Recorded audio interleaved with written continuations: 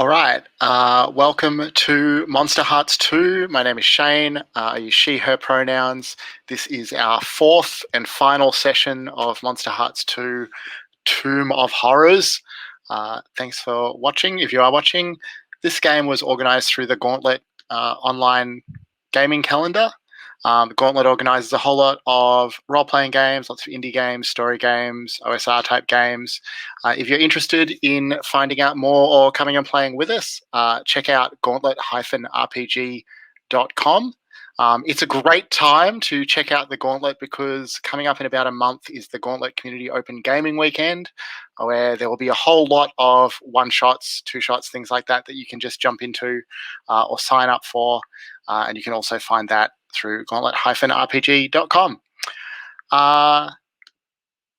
Last thing that I want to mention before I get the players to introduce themselves is that we have already talked about safety tools in our first session. So we are using the X card, we're using some lines and veils, and we're also using the open door. If you need to avail yourself of any of those, that's totally fine, encouraged. We've talked about that already. And we're also using the Gauntlet Community Code of Conduct. So from there, I'm just going to go around the order that I see you on my screen and get you each to introduce both yourself as a player and also who your character is. Tell us a bit about them. So, Rye, do you want to go first?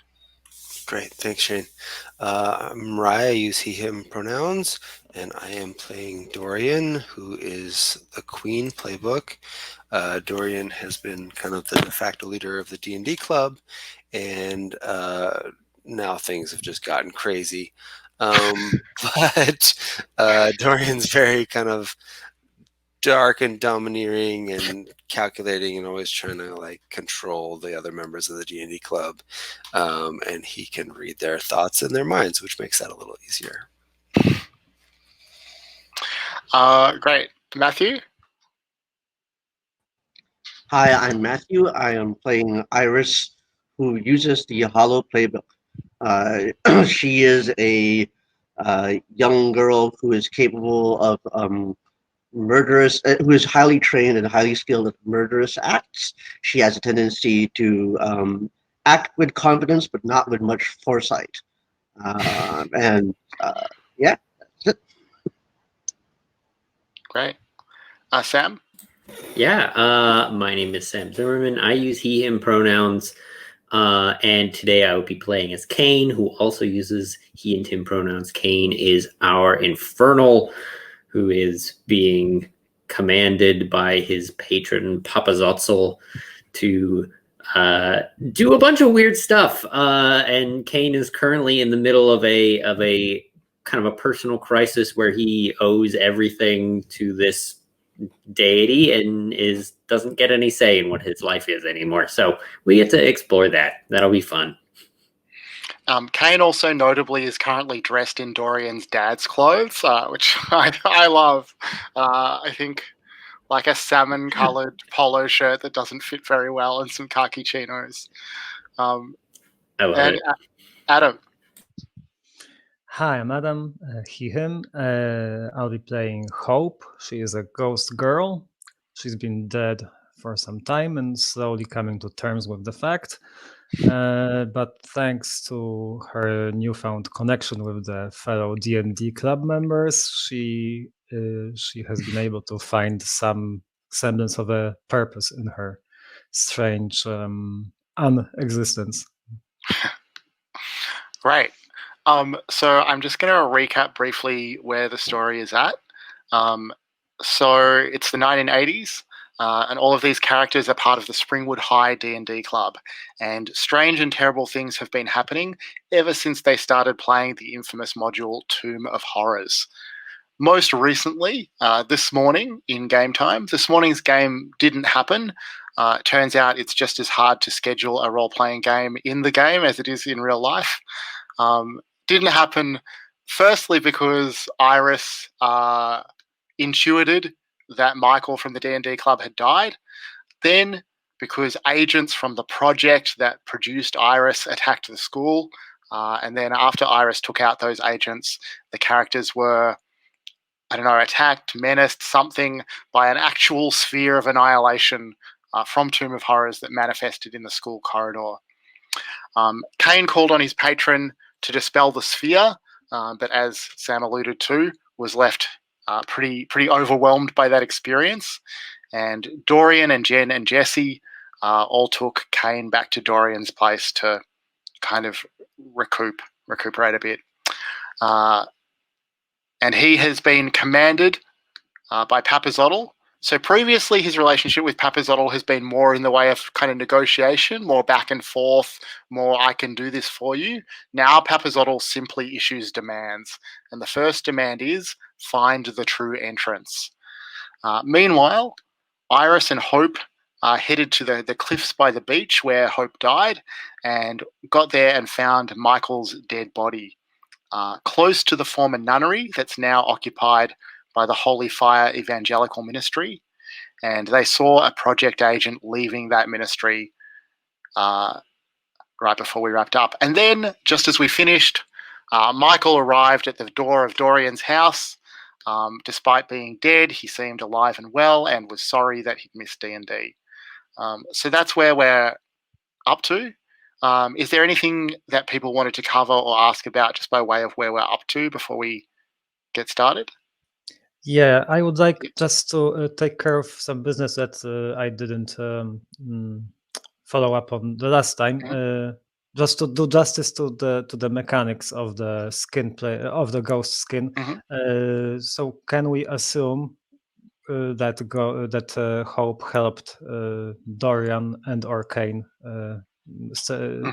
get rid of their conditions, because she was supposed to help Kane with being the suspect and Dorian with being bad at D&D. So if we assume that happened, I think that you've definitely cleared, like Kane definitely cleared the condition suspect because the cops, your alibi got Kane out of trouble there. But I don't think Dorian has cleared the condition bad at D&D yet. Not good at D&D yet. Okay. I think he kind of kept wanting to fool around while you were trying to explain the parts of the rules to him. That's very Dorian. I don't think it helped that it came out that Dorian was cheating the whole time either. Yeah, that just kind of reinforced the whole thing. That's true. Okay, so I accept that. But that would mean I would take another string on Kane then, if it's fine. Cool. Just to be. Yeah, no, that's great. Thanks. But good effort, Hope. Good effort. Thank you. Heroic effort, even. Okay. So I think our opening scene today doesn't include any of our main characters. We're actually going to see Principal Schneider, who forced you all into the D&D club, well, except for Dorian. Principal Schneider is at home enjoying a leisurely Saturday afternoon, probably making a nice pair of champagne cocktails. And his wife says to him, Milton, you just seem so relaxed and happy lately. What is it? And he thinks about it and he looks up and he said, well, I just had this great idea. I made all the troublemakers at school join the D&D club, and since then everything's just gone so smoothly. So, and with that, there is a rumbling sound as a huge earthquake hits Springwood. And all of you spread across town will feel that earthquake. But we'll cut from there just to the door at Dorian's house, where Michael is saying to Dorian, so you're going to let me in? You're dead. He doesn't really know what to make of that. He says, I'm sorry, I missed D&D. Like, come on. No, not your character is dead. You're dead. Not funny, Dorian. Dorian's going to reach out and just, touch him on the face. Okay, so you're opening the door a little? Yeah. I mean, he feels... I mean, he kind of shrinks back. He doesn't love Dorian poking at his face, but it feels like living flesh. But does it feel like hope, or does it feel like warm living flesh? It feels like a human. Like a living human. I think Dorian is just like taken aback and just like, because he reached out and Michael wasn't there, and maybe he just is having a bad day. It's been a weird day, so maybe he takes a step back and he's like, okay, sorry, Michael, I guess I was wrong. It's been a day.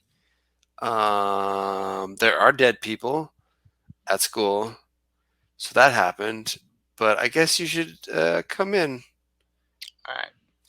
So the two of you head back towards the bedroom where you left the others, and that's where the earthquake hits. The house shakes, the ground shakes. Earthquakes aren't common in Springwood, so it's a big surprise to you all.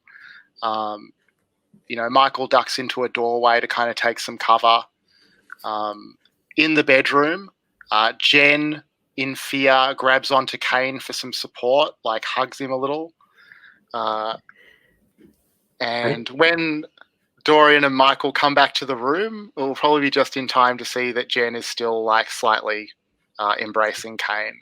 Oh, and Kane definitely hasn't gotten this belt tight enough yet, so the earthquake also like knocked his pants halfway off as Jen is like grabbing onto him. So yeah, you get that struggle. Is what you walk in on. What's going on in here? I am like frantically like trying to put my clothes back on. We just had an earthquake. What the hell? What are you talking about? Yes, we had an earthquake. But your pants are halfway off. And it just goes beet red. Yeah, Jen has awkwardly taken half a step back and is also a little red. What's I need to go. And I'm going to like, as I'm still like putting my clothes back on, try and push past Dorian and just leave. Yeah. Is Dorian going to try and stop Kane? Yeah. Kane, there's weird stuff going on, and we need. I think you're obviously part of it, and we need you here. Please don't go. And I need to not be here. Where are you going? I don't know, but I can't be here. What is that? Tell me where you're going, Kane, and I'm gonna spin a string.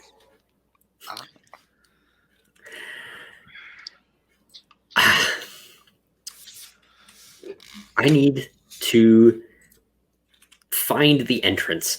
I don't know what it means. I can't tell you what it means, but I need to do it.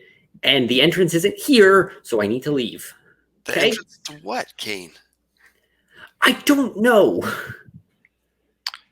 There's a sound like maybe the house is shifting, something is stretching, like reaching a breaking point. The house, has moved around enough in the earthquake that it doesn't feel necessarily safe inside. I think like Dorian. I'm gonna. Yeah, go ahead. I was gonna say I'm gonna take that opportunity of things like moving around a little bit to just like physically push past you. Okay, I think Dorian's gonna be like, Kane, come back, and then he's gonna look at everybody. And he's like, look at the house and be like, oh God, I think our house is gonna fall apart. Everybody, get out! So we all come, like running out behind you. As you all head for the front door, the house tilts 45 degrees towards the front door, like it's sinking into the ground. And in fact, as you reach the front door, you see that there's this massive kind of sinkhole that's opened up just sort of outside and around it. And none of you but Kane necessarily recognize immediately what this is, but Kane, you do know immediately. You remember back to the first session of D&D that you played, there was a moment when the characters were all trying to find the true entrance to the Tomb of Horrors, and you were able to just pick it out on the map instantly just by somehow knowing where it was. And you realize that what you're looking at in this sinkhole is the same arrangement, the same cliff face, and the true entrance is in the same place, and that you can pick it out with the same intuition. Is it this? Is it the sinkhole? Like, yeah, you're gonna have to climb down in there, and then the entrance is before you. okay, that's where I go. So I'm just like half walking, half crawling out of the house still, and you probably see Kane just like give a single look back and shrug, and over the edge. Dorian? Dorian is going to scramble after Kane.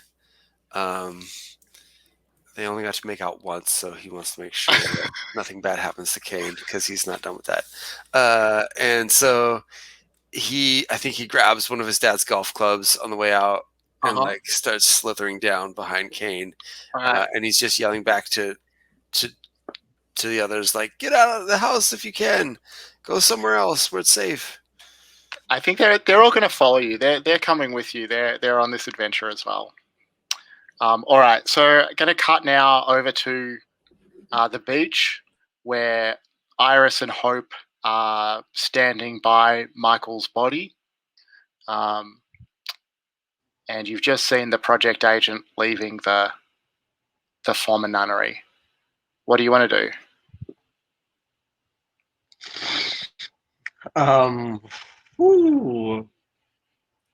It's just the one agent, right? You've only seen one so far. He's left, yeah. Yeah. I tell Hope he was just like, I want to find out what's going on, and I don't think like I don't think that I definitely think whatever happened to Michael has something to do with the project. And I guess Iris's instinct is to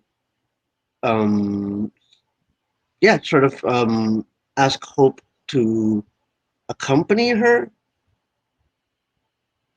But I'm not sure if you want to back out, you can back out.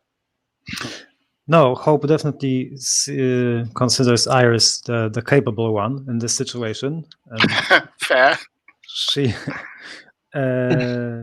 if she's safe with anyone, it's with Iris. That's one. Other than that,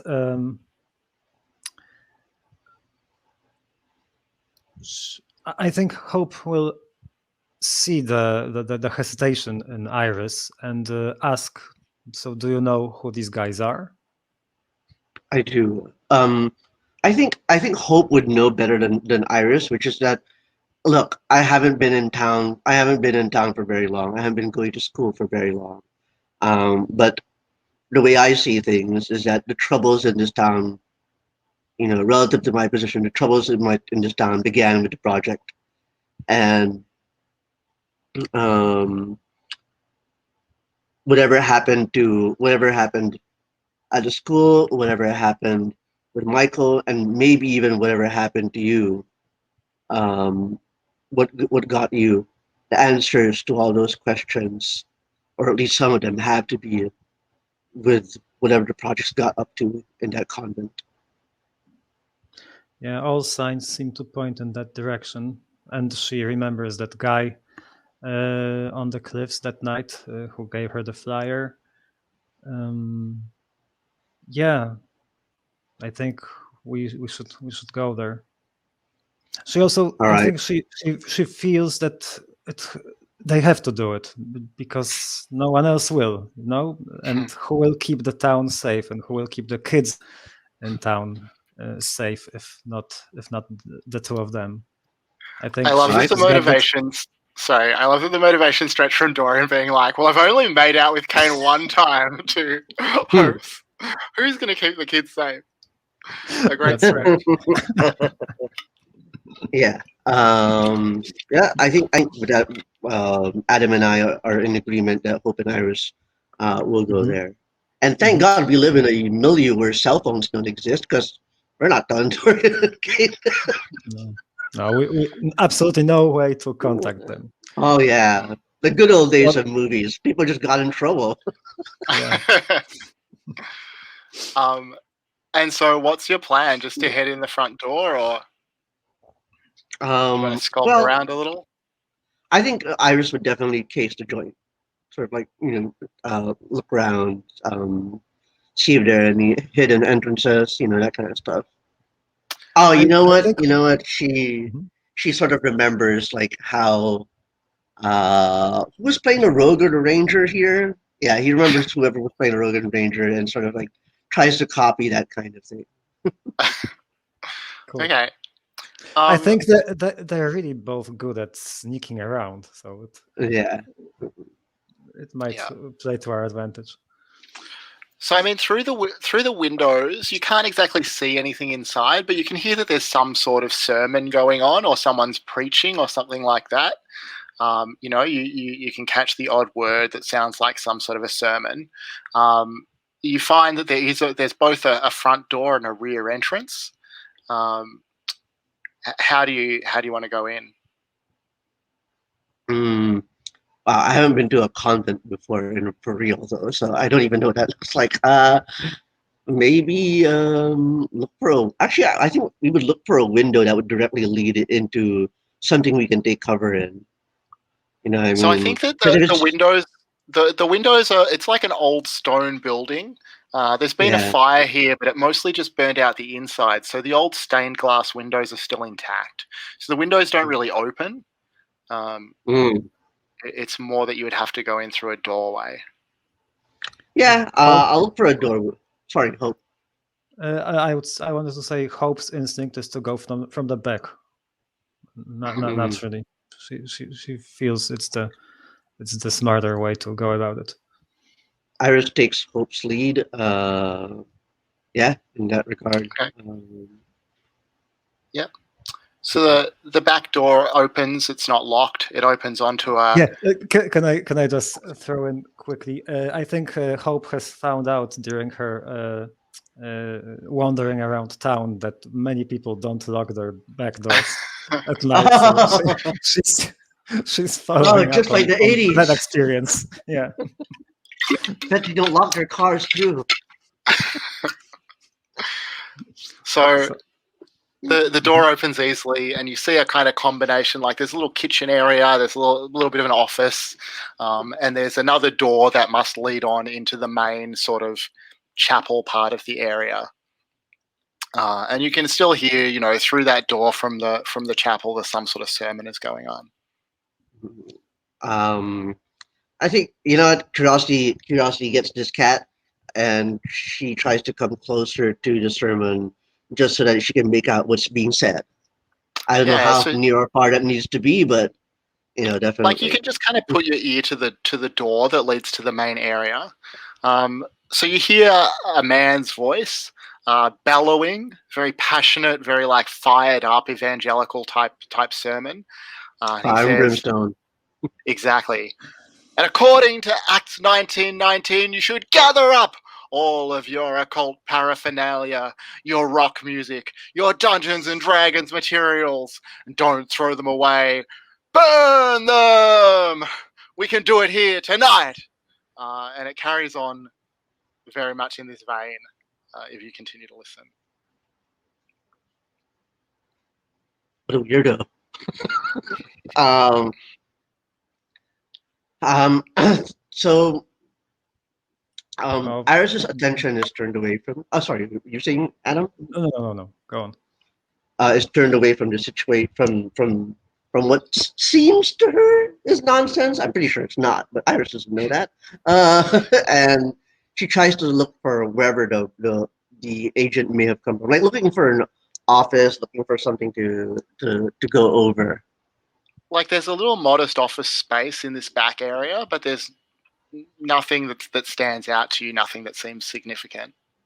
There's some some more flyers, some copies of the flyers. There's, a shelf of evangelical type books. Um, I guess broadly speaking, just to move the scene along, Iris really really wants to search the place for anything you know out of the ordinary, whether top floor or underground. And if that doesn't pan out, then she's definitely going to take a peek into the place Yeah. where the sermon is going on. Yeah, so you and Hope can search the area pretty thoroughly. Iris in particular probably has skills for this sort of thing and figures out pretty quickly that there's no, secret exits. There's no ways in or out of this room except into that main area. So eventually you pop the door open to eventually you conclude that that there's nothing strange in here, and that's when the earthquake hits. It shakes the whole room, shakes the building, but it passes relatively quickly.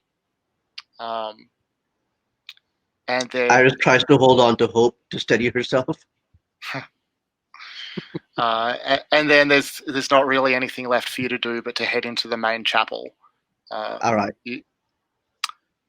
So you open the door onto the main chapel, and the man's voice continues his sermon loudly. He kind of stops and turns towards you as he hears the door open. And what's most striking to you is that you see lying all over the floor dozens of dead bodies. Some of them are project agents. Some of them seem to be just people who had come for the sermon. They're congregants. And this preacher has been preaching to a room full of dead bodies. As he turns towards you, both of you recognize him. Hope, you recognize him as the deacon who handed you the flyer up on the cliffs overlooking the spot where you died the other night. Iris, you recognize him as Dr. Thurber, the head of the project that built you. And he looks at the two of you and he says, "Finally, you have come." Oh no, that's never good. Oh God. So there's only this one guy in there, the only one who's alive. The only one alive. Okay. And he can see you? Apparently. And he's not dressed like the project agents. No. He's wearing like a clerical vestment of some kind. Okay. Like a priest's robe. Mm-hmm. Would I know if he's wearing actual Christian or Catholic vest, or is this some kind of special kind of quote-unquote Christianity? I don't know. I mean, I don't know. Would Iris know that? I think she might recognize anything in his vestments that might be a symbol relating to the project. Like for all I know, the project takes its iconography and layers it onto a clerical vestment, and suddenly it's like the Church of the Holy Project or something. But my imagination is wild. Yeah, I like that. Where you would expect a priest to be wearing a crucifix or something similar, you see draped around his neck like the logo that you associate with the project. It's like a I'd say a blood red Caduceus. That's what it is. And Hope, I think that you recognize that symbol as well, and you recognize it from the time that you died, the figure that you couldn't quite remember standing behind the sphere of annihilation when you fell. That symbol catches your eye, and you realize that it was him, that he was there. Oh, I think it means I should take traumatized again. Yeah, I think so. Oh, no. Oh dear God. I think Hope would like to take a few steps toward him, but now that she's traumatized, I think I should maybe roll for keeping cool in the situation. Yeah. So what are you? What are you I afraid of? Well, he's gonna sphere of annihilation me again. Fair. Probably. Because I want to say a few words to him, but I think I should it would be fair if I rolled first to see how it Okay. goes. Do we have a roll? Yeah, let me roll just with pop it in. me? I don't have it here. I just put a new one in the chat Oh, because I thank didn't you. have the old one either. Okay, thanks. All right, so roll with cold. Mm-hmm. Just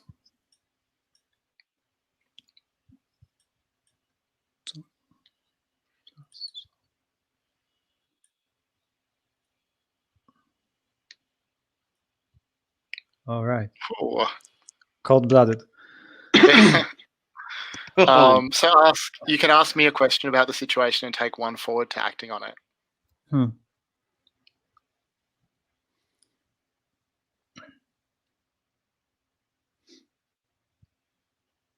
Does this guy want to just kill me, get rid of me again? No, he does not. No. Okay. What do you say to him as you walk towards him?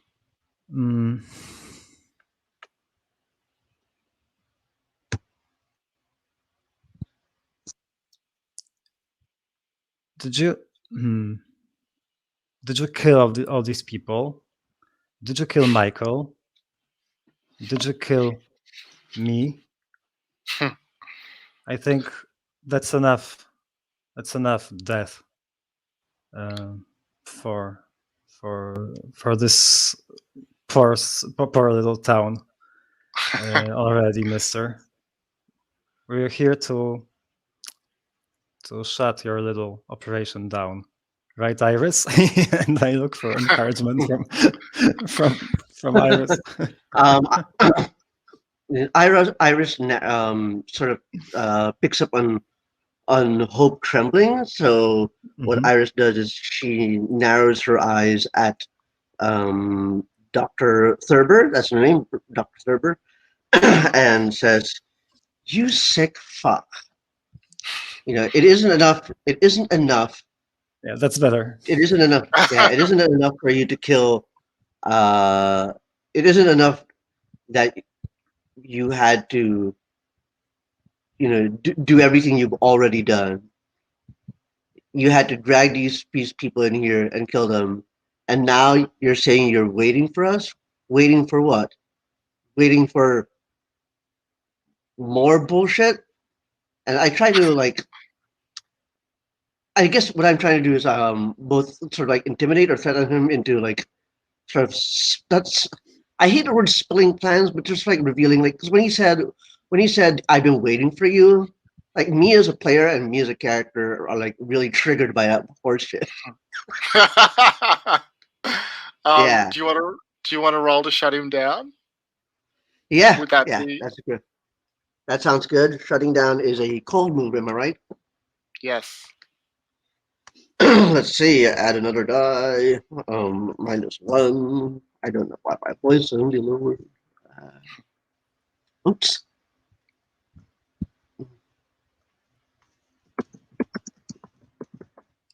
And we are gonna roll you.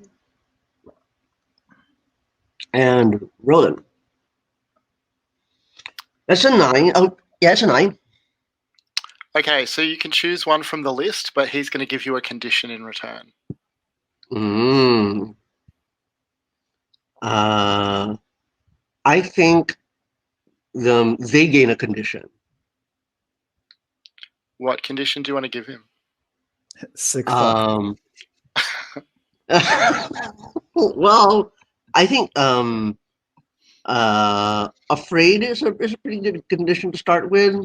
Trying to get him to be quaking in his boots, to make him sort of regret waiting for this confrontation.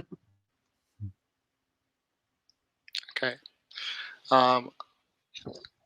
I think that he is just going to give you the same condition back. He's going to declare Iris afraid as well, that this encounter is, Yay! you know, that she's not quite ready for this.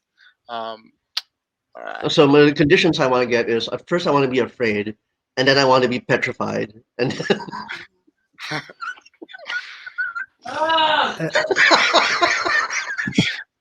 I just remembered something.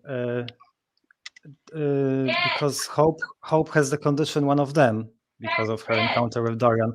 Can she try and call Dorian through their Oh, I don't think psychic connection? I don't Doesn't think it that. work? No, I think that Oh, Dorian has the one-way link. Okay. Yeah, it's one way, and that's kind of annoying. I was thinking about that Okay. all week. Okay. I wanted to roll for that and see what happens, but okay, that's fair. yeah. All right.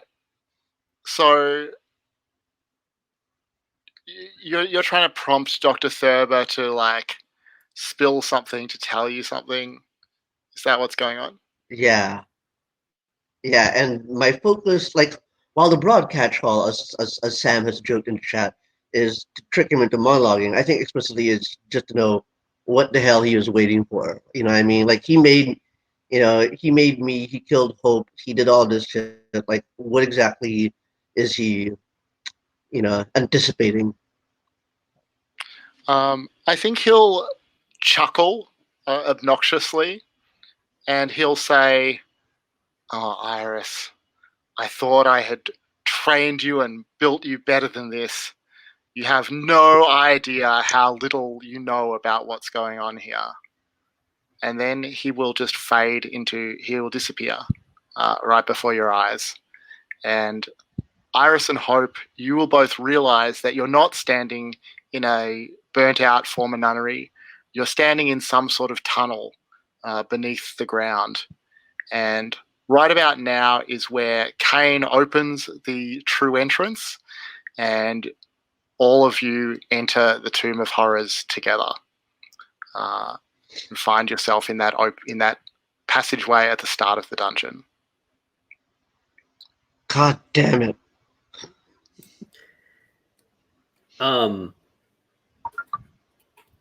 I think Kane isn't necessarily surprised by this. So, like, just recentering myself. Kane is like opening a door, and on the other side of the door, Iris and Hope are already there. Mm-hmm. And so I am not surprised at all. I kind of nod at the two of you, and I'm continuing back towards the back. Dorian, do you want to say anything before he does that? Stop, Kane. This is not. If this is where I think it is, like, Hope. We just read through this whole section. This floor is not good. You're gonna fall down, and there's like spikes in one. There's like a hole. One of them has like some treasure in it, I think, but most of them are just full of dead things and spikes. Kane continues walking forwards. So, Kane, you also, like, since you entered the true entrance, there's a new demand that you feel sort of pulsing in your head. And the new demand is to find the laboratory. Okay. But you just continue on down the corridor. I continue going. I am in. I feel like, especially in this space, I am on autopilot. I look at Dorian and I look at Kane. You nerds know exactly where to go. I think so, and he's gonna move like over very carefully, like tapping the floor in front of him, like wishing he had a 10-foot pole, and until he gets to where he thinks the first pit trap is, and he's gonna try to like push it open.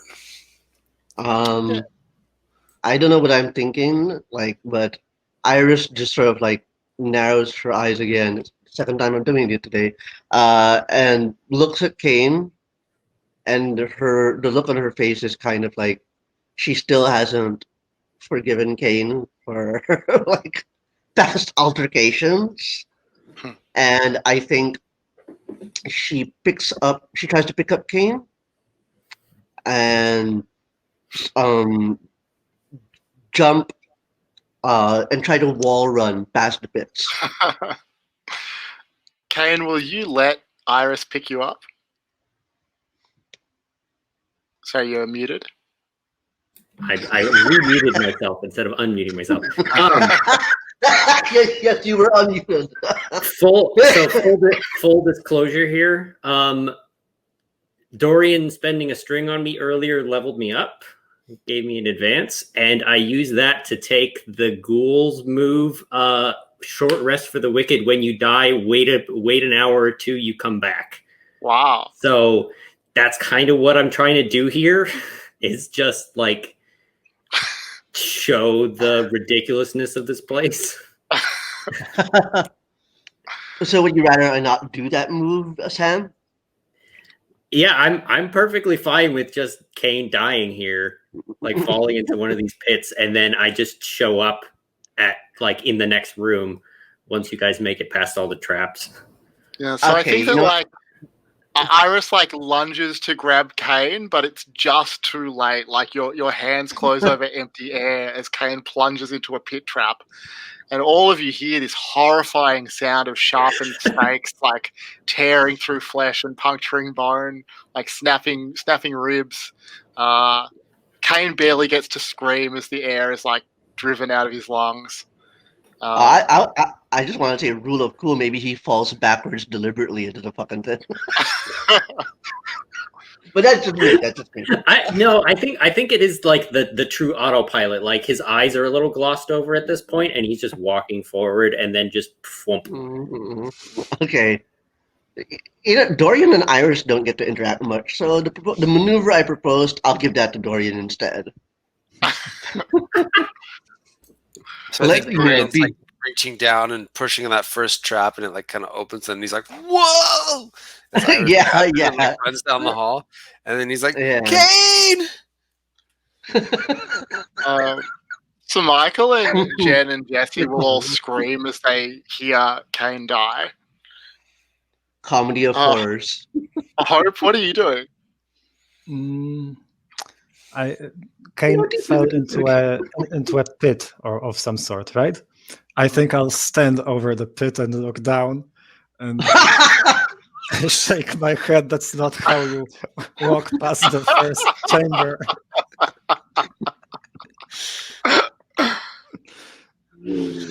But you know, he made his choice. I respect that.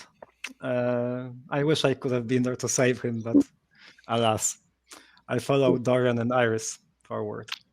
All right. Are any of you going to help Jen and Jesse and Michael to navigate this corridor? Or are you leaving them behind? Like, what's? Oh yeah. I'll go back for them.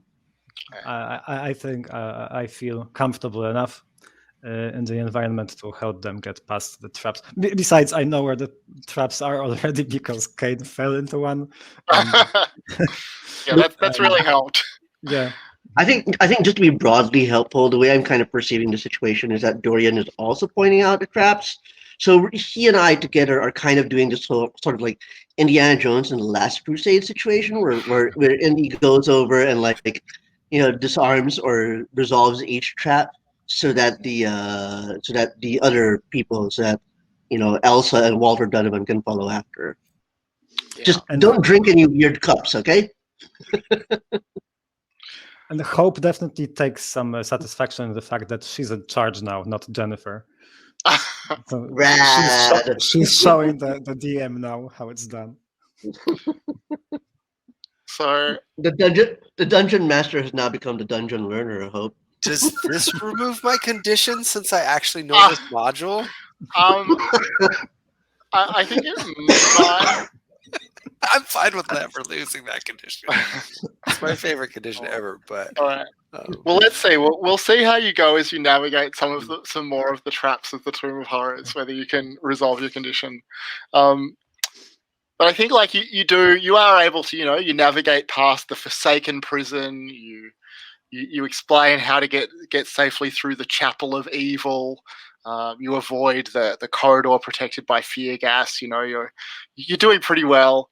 And Jen, I think, will like eventually take a moment to like talk to Dorian to kind of pull you aside, and say, Dorian, since it seems like we're all gonna die down here, I just wanted to say, I'm sorry about how I acted the other week. about you and Hope. I hope that I hope things are good for you. I just always thought that maybe you and I would. Well, it doesn't matter. Oh, Jen, it's fine. I'll reach out and take her hand. Is this the moment that Kane comes back? I always wanted something between us two, but like I don't even know what to think anymore. Like I can read your thoughts whenever I want to. She looks a little taken aback by that. This place, we're in a fucking Dungeons and Dragons module. Kane's dead. Matthew's dead too. Or I'm not dead. You Matthew were. is annoying. Michael is not dead. Oh yeah, Michael. Sorry, not Matthew. That's all right. That's super weird because I have a brother named Michael, by the way. I just felt like I was just being confused by my parents again.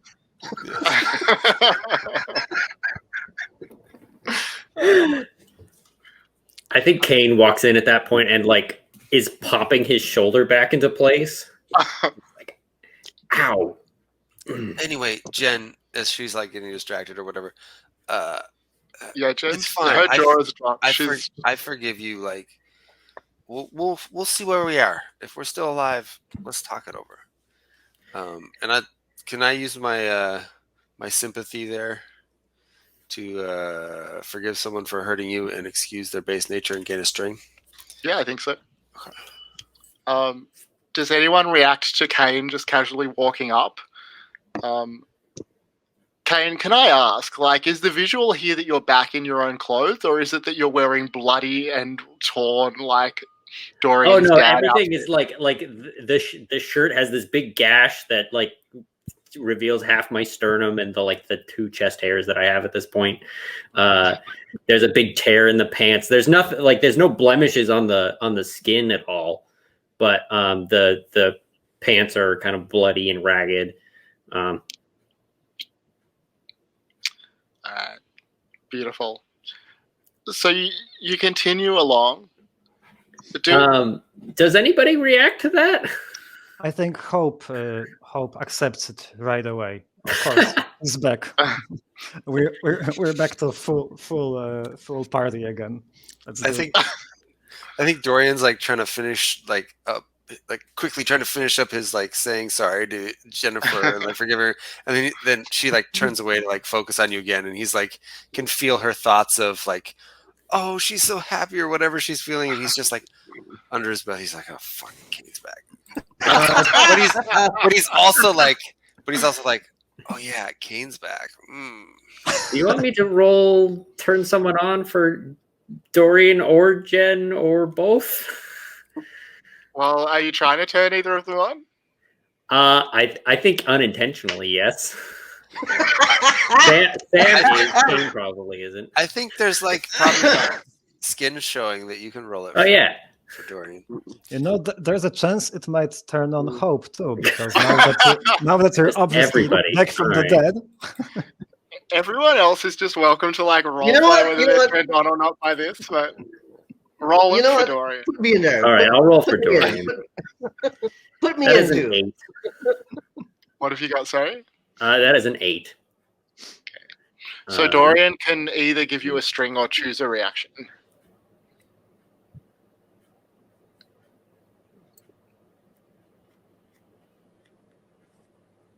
I'll give a string. Okay. I think you see my eyes just like lingering on you. Perfect.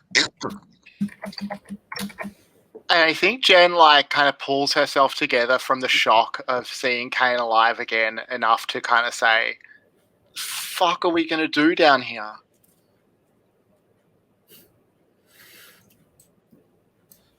Do I have a sense of what direction I'm going? No.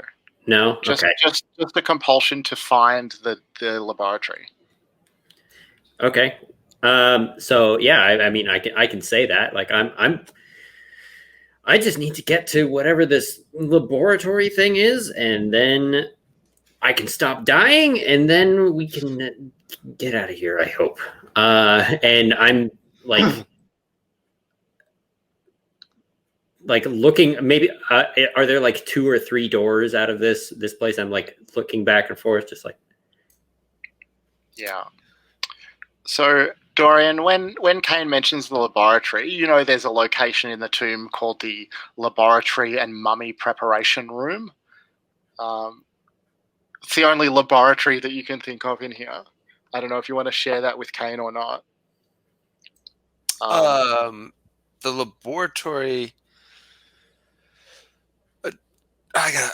He takes a deep breath to clear his head. The laboratory, Hope, and I think he kind of is going to realize that they are all in a very bad spot right now, and they need a leader. And so he's going to kind of self-appoint himself into that position for a second and start barking orders. And he's just going to be like, Hope, Jennifer, you guys know the map for this place really good. I can't quite remember where the laboratory is. Do we go down that door or that door? So I think Jen will like confidently be like, "It's this way," and she steps that way with Michael and Jen, and a pit trap just immediately opens beneath the three of them, and all three of them plunge. You don't hear them land; you just hear that, like it sounds like a bottomless pit. There's just an endless sound of their screaming fading slowly into the distance. And Dorian and Hope, you're both sure that there was no pit trap there in the map that you've seen. So at this point, you realize that you're off the book. The tomb that you're in is not the same as the tomb that you partially memorized. Let's take our first break here and just come back at 10 minutes past the hour.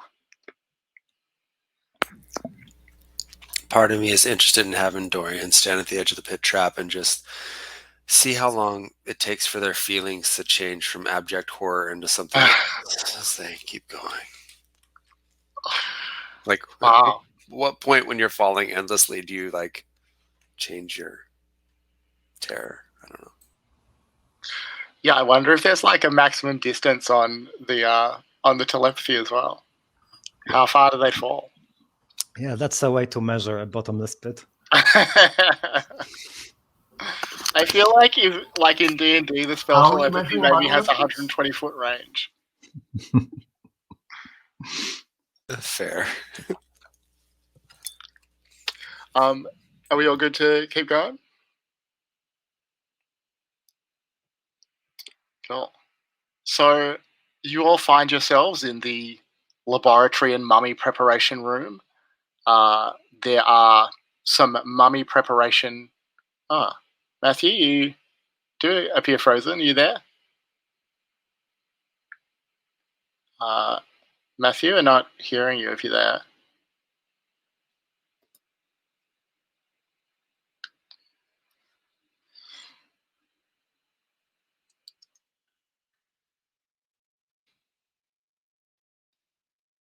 No.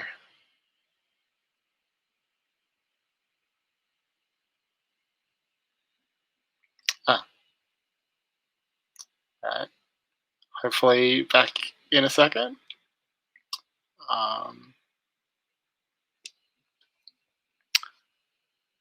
But yeah, well, let's just keep going, and hopefully Matthew will be back in a sec to rejoin us. So you are in. Well, sorry. Assuming Dorian eventually tears himself away from the bottomless pit, you find your way into the laboratory and mummy preparation room. You see 2 mummy preparation tables littered with bits and pieces of old, decayed, ossified bones and bodies. Weird herbs, chemical smells, odds and ends. The description of this room in the Tomb of Horrors module specifies that the volume of items within it is calculated to waste time for the players. Sorry, spoiler there for the actual Tomb of Horrors, which I just found hilarious. But the key thing in this room is at the western wall, there are 3 vats filled with a sort of murky liquid. The vats are transparent. They're like glass or something something like glass, so you can see inside them. And Kane, as you've entered the laboratory, Papazotl starts demanding that you assemble the key. And you can feel Papazotl's excitement like building within you. Like the deeper you get in here, the more excited he is. He maybe even starts to like talk to you about how soon it will be time to finally confront the enemy. Soon the power will be yours, all this sort of business. Yeah, I guess Kane, now that he knows that there are traps everywhere, is being a little bit more careful about walking around, but is still like at this point like poking through the piles of stuff and like do you guys read the thing, do you know anything about a key? Dorian's gonna look at Hope. So assuming that you would, yeah, you do. So assuming that you would tell Kane, I'll tell you what the deal is. Yeah, we would, of course. Yeah. So there's a key. It's in two halves. It's at the bottom of two of the three vats. One of those vats is filled with acid.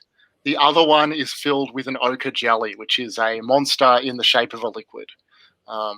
So obtaining the key requires you navigating those two substances.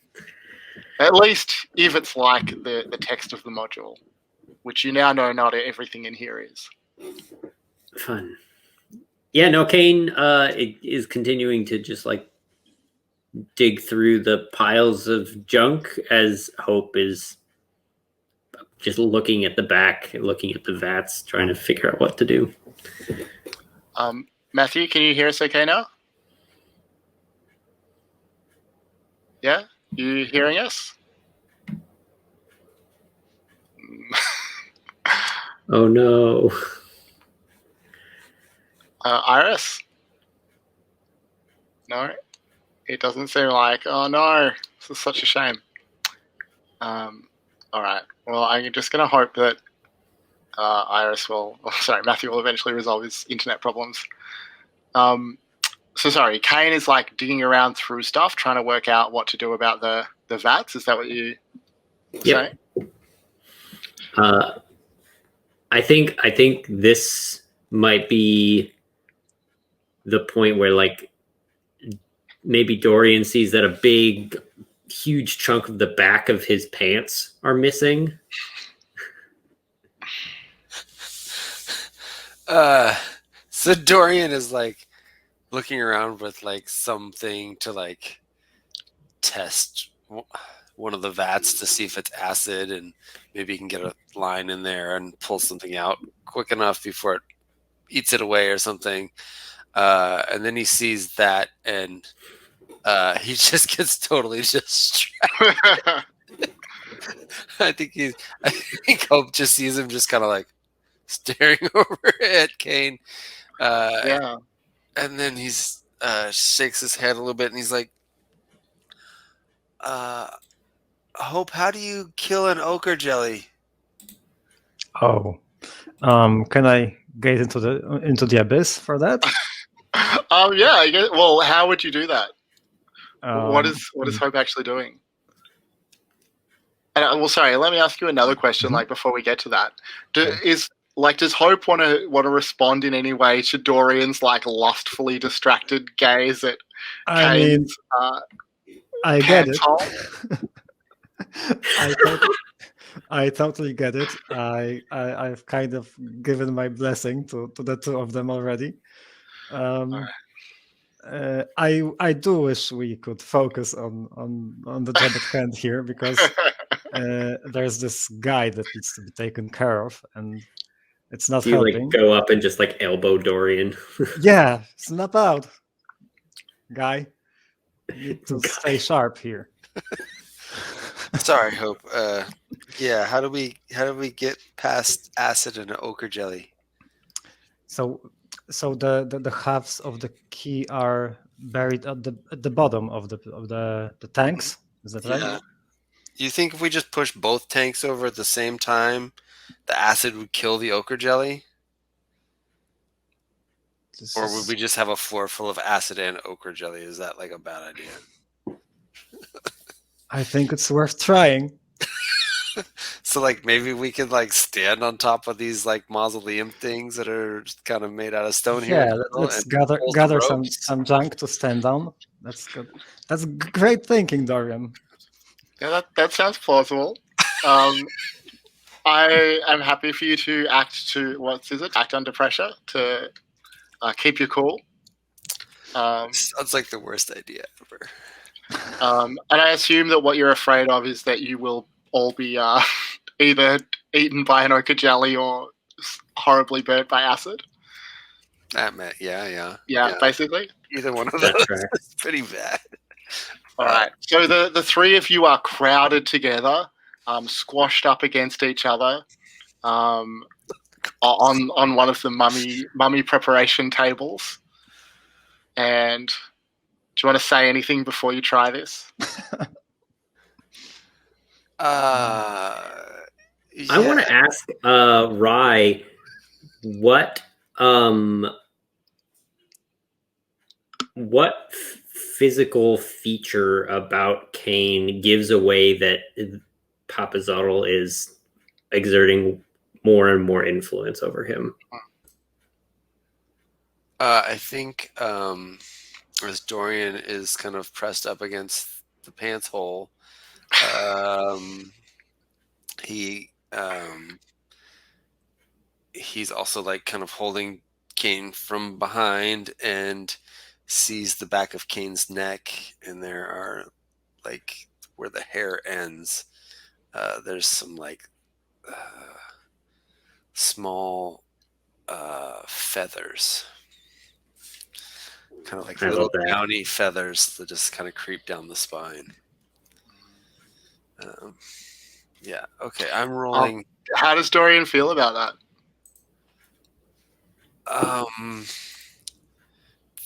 That's really weird. It's been a weird day, and they're soft. So that's not even the weirdest thing that's happened today. Like he's like getting ready to pull the thing, and he notices this, and he kind of stops for a second and strokes the back of your neck. It tickles. What are you doing? Sorry. Nothing. Nothing. And he'll reach an arm. I feel them now. I'm like, what the? Yank one of them out and just like, that's not good. Okay. When you say like Papazotl is in your ear now, like just talking constantly about how close you are to the real power that you've been seeking for so long. Don't be distracted by, by a little feather or by the appetites of the flesh. Get the key now. Okay. I am gonna kind of nudge Dorian and say, do the thing. All right, I'll pull it. Right. Roll with cold.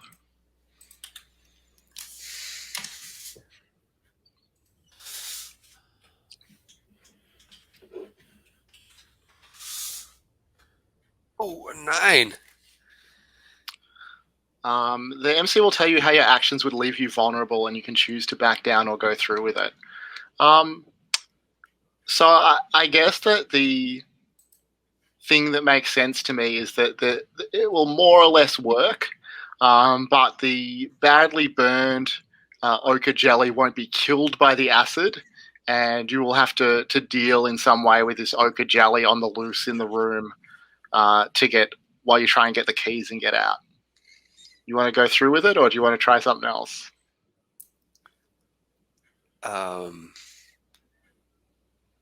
Yeah, he's going to pull it. All right. So you see that the plan, works more or less as intended. Both the things come toppling over.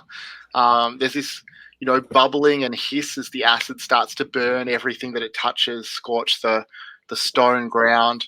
The ochre jelly screams in pain as parts of its, mucusy wet body are burnt away.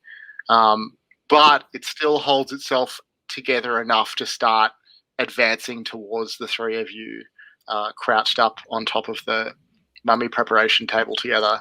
And Kane, you in particular noticed that the two halves of the key now just lying on the ground, still kind of sizzling where the acid has rolled over them. Yeah, I think Kane is going to push Dorian and Hope toward the door. Okay, I thought you were going to say towards the jelly. No. I'm trying to do the split up, and we both go around the jelly thing. So I'm pushing them sideways towards the door, which is one way, and I'm gonna like hop off the table and hope that my shoes don't melt fast too quickly, and try and grab the key on my on kind of a roundabout way around the jelly. Okay, so I think it makes sense that you're going to have to use the runaway move for this, because what you're really trying to do is get away from the jelly. Yeah, that tracks. As long as Dorian and Hope are happy for you to kind of push them towards the door. Yeah. All right. So let's run away. I am not good at volatile. We'll see how this goes. It's a 7. Could be worse. So on a 7 to 9, you get away, but choose one. You run into something worse, you cause a big scene, or you leave something behind. Oh, we definitely run into something worse. Okay. I'm so happy. I think that in all the time I've run Monsterhearts, nobody has ever chosen this option. It just seems like the obviously most appealing one to me. Okay, so you grab the key from the ground. The ochre jelly like lurches towards you, but all three of you manage to get out the door. I think maybe you take like one harm from the burning as you grab at the acidy. Yeah, I think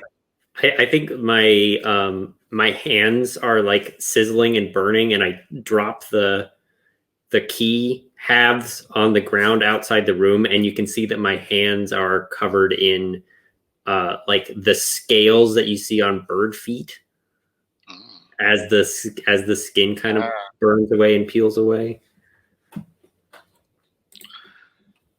Yeah, so I'll take that harm. That makes sense. None of these feathers and scales were part of Jennifer's musings about Kane. I'm not sure how much longer Dorian's going to be attracted to you.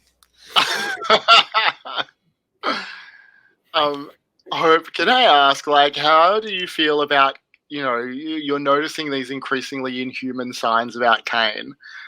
You know that Dorian, who you feel affection for, is also interested in, / close to Kane. How does that all feel for you? I'm worried about Kane. I would. I desperately hope that I can intervene somehow before the transformation is complete, or whatever process is undergoing there is complete, because I really don't want him to be another of the victims here. Yeah. So the chamber that you found yourself in now, it's quite dark. The walls and floor are made of stone. There's against one wall, there's some sort of like stone. It looks kind of similar to the mummy preparation tables. It's like a raised stone platform. There's some sort of frescoes carved into the walls. You can't quite make out the details of. But as far as you can see, and the room definitely extends like past the limit of how far you can see in the half light, there are large eggs all over the floor, sort of milky and translucent, but covering most of the floor surface.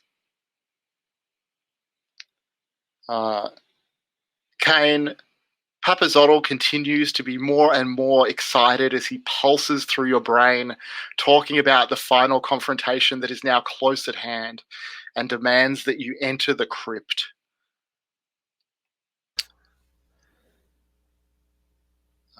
What would any of you like to do? I think Dorian is seeing these changes in Kane. Like the feathers were one thing that was like kind of like a cute, weird thing, but the scaly hands is like, okay, there's something like more going on. So I think he wants to grab Kane as they kind of get away into this room and kind of push him up the wall and be like, Kane, you gotta come clean with us. What is going on? Why are you? What are these scales and feathers about? You push me up against the wall, and one of my eyes pops out, and Jesus Christ. and another eye grows in behind it, and it's this vertical slit bird's eye. Kane, what is going on? Why What are you talking about? Changing into? And like I now look down at my hands and like, oh God, like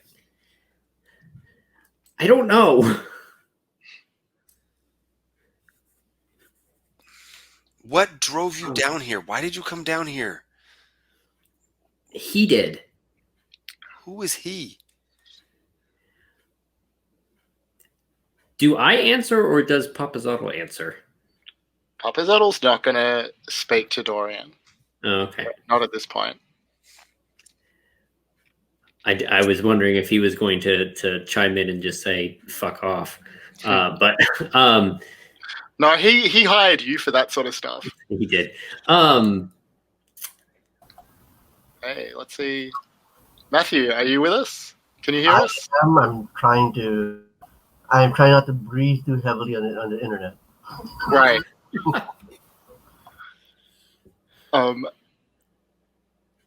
Cool. So, just to catch you up briefly, the four of you now, I guess, are in a stone chamber filled with eggs, and Dorian and Kane are having a moment as Dorian is trying to get Kane to tell him what's really going on. I don't know what this is. Like I'm holding my eyeball that is now like liquefying in my hand. What? Liquefying? I disappeared for 10 minutes. It's been a long 10 minutes. Yeah. And I am like, you can see that Kane is legitimately scared. Kane, whatever is doing this to you, we can stop. There's got to be a way to stop it.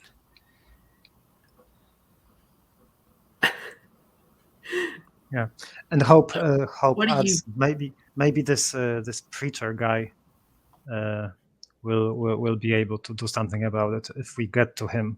Maybe we can force him to help you.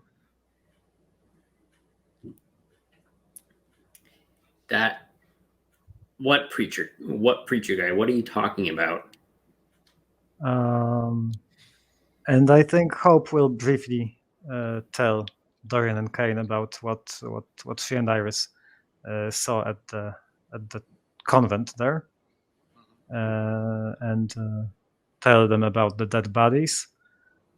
And yeah, no, it doesn't sound like I want this guy's help. But he clearly knows something. He can do stuff. He's yeah, and he also killed a bunch of people. That's true, but I don't think that's all he wants. You know, I have this strange feeling that there's more going on, and I intend to find out. Hooray! Mass murderers are also people. Great. It's exactly what I need. No,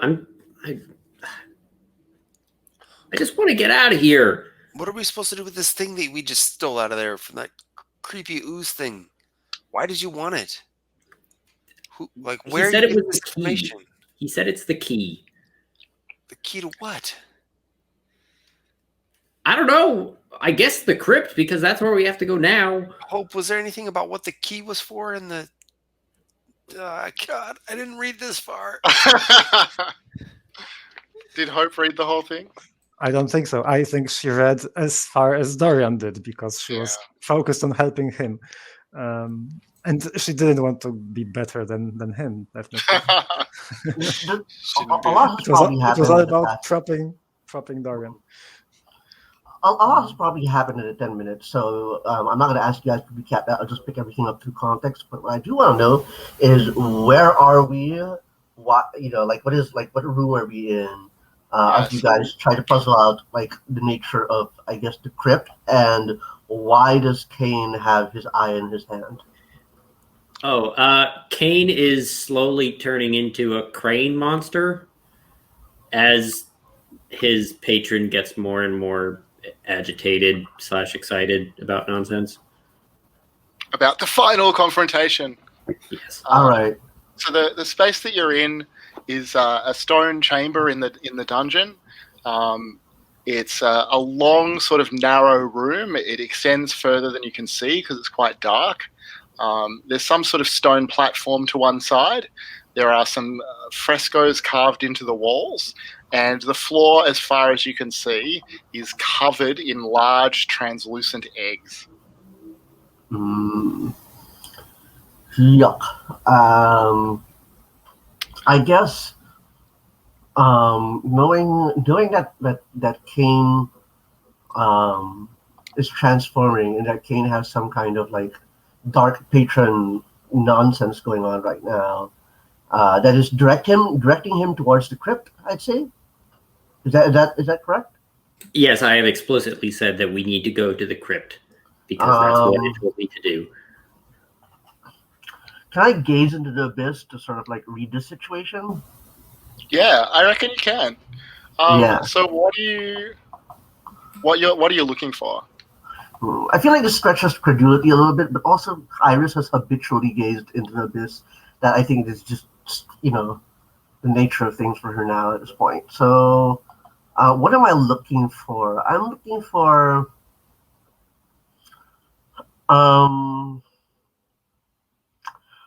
I want to know through sheer instinct, like what is it that his patron hopes to accomplish when Cain arrives at the crypt? Okay. Yeah. Roll for it. All right. Gonna get that roll room. Oh shit! I lost the roll room. Roll. It's in the chat if you want to scroll up. Unfortunately, I lost the chat when I. Sorry. I'll Thank you, Cain. All right. Creating a roll. It is called Gaze 26. And that is a dark, and my current dark stat is... Oh, wait, it's on my phone.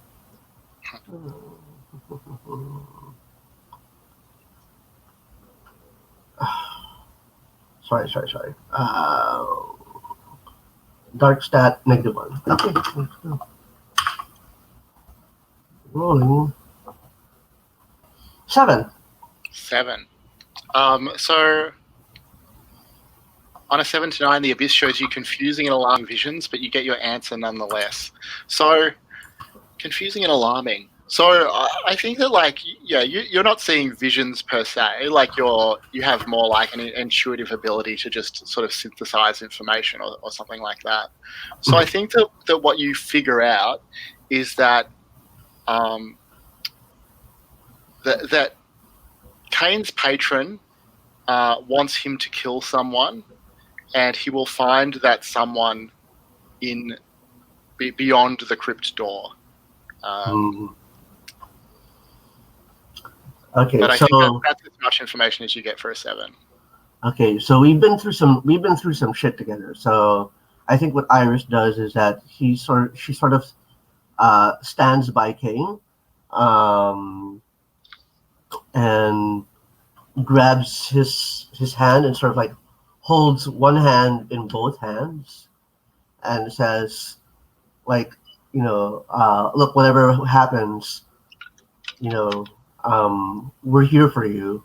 And I mean, not to be impolite here, but by we she means she and Hope. Like, she doesn't know Dorian well enough to speak for him anymore at this point. This many sessions, and like, I think there's a gap between how well connected she is with Hope and Cain than she is with Dorian. So like, we're here for you, and the sooner we get this over with, the better.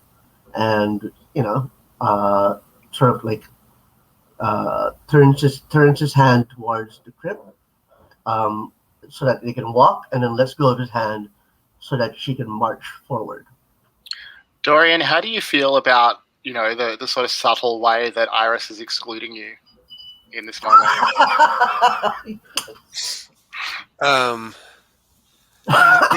I think he steps forward and puts his hands on Kane's shoulder and kind of to include himself forcefully in the we. Mm-hmm. All right. I think Kane is panicking right now and is going to tell all of you, get off of me. Stop it. Stop. No, I don't need this. I just, and like, just starts again, like, I'm trying to kind of stop the nonsense and probably shut everybody down.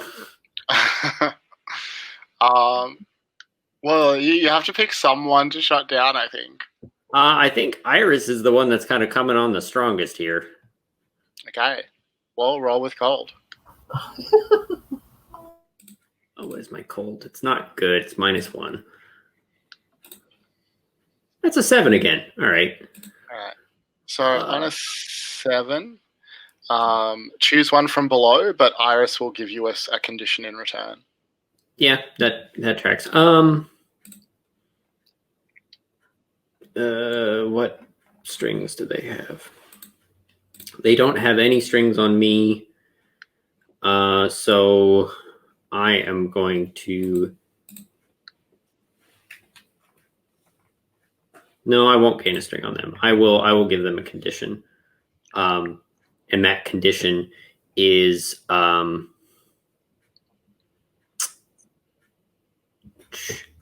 it's not what's the right word? It's not nosy, it's not pushy.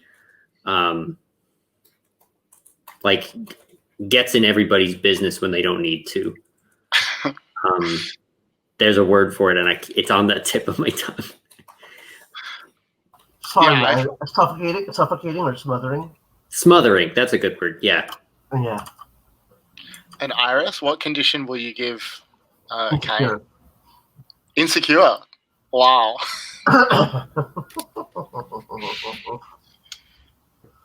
Okay. So Kane, to continue through this chamber, you're going to have to head through this densely packed field of eggs. How do you feel about just pushing into the eggs, climbing over them, squeezing through them? Sorry, are you asking that of me? Yeah. Okay. Kane doesn't feel great about it, but he feels better about it than being in that little circle. Okay. So describe how you move through or over or past the eggs. Do they look like sticky? Or they do look somewhat sticky, yeah. Yeah, so Kane is going to do his best to not touch the things. Mostly just doing the weird big steps to take as few steps as possible, especially since the bottom of my shoes are pretty much melted from the acid pool. Mm-hmm. So just trying to very carefully stepping around all of the wet puddles on the floor. Yeah. Iris asked, or Matthew asked, if the eggs smell. There is definitely a smell in this chamber. Kind of like kind of a musty smell, like dirty clothes or like teenage mustiness, teenage grossness. That's the smell of this room, of this chamber. When you said musty, I was like, I can live with that. When you said teenage, somebody, I was like, oh God, no. Oh. That's right. The real horror.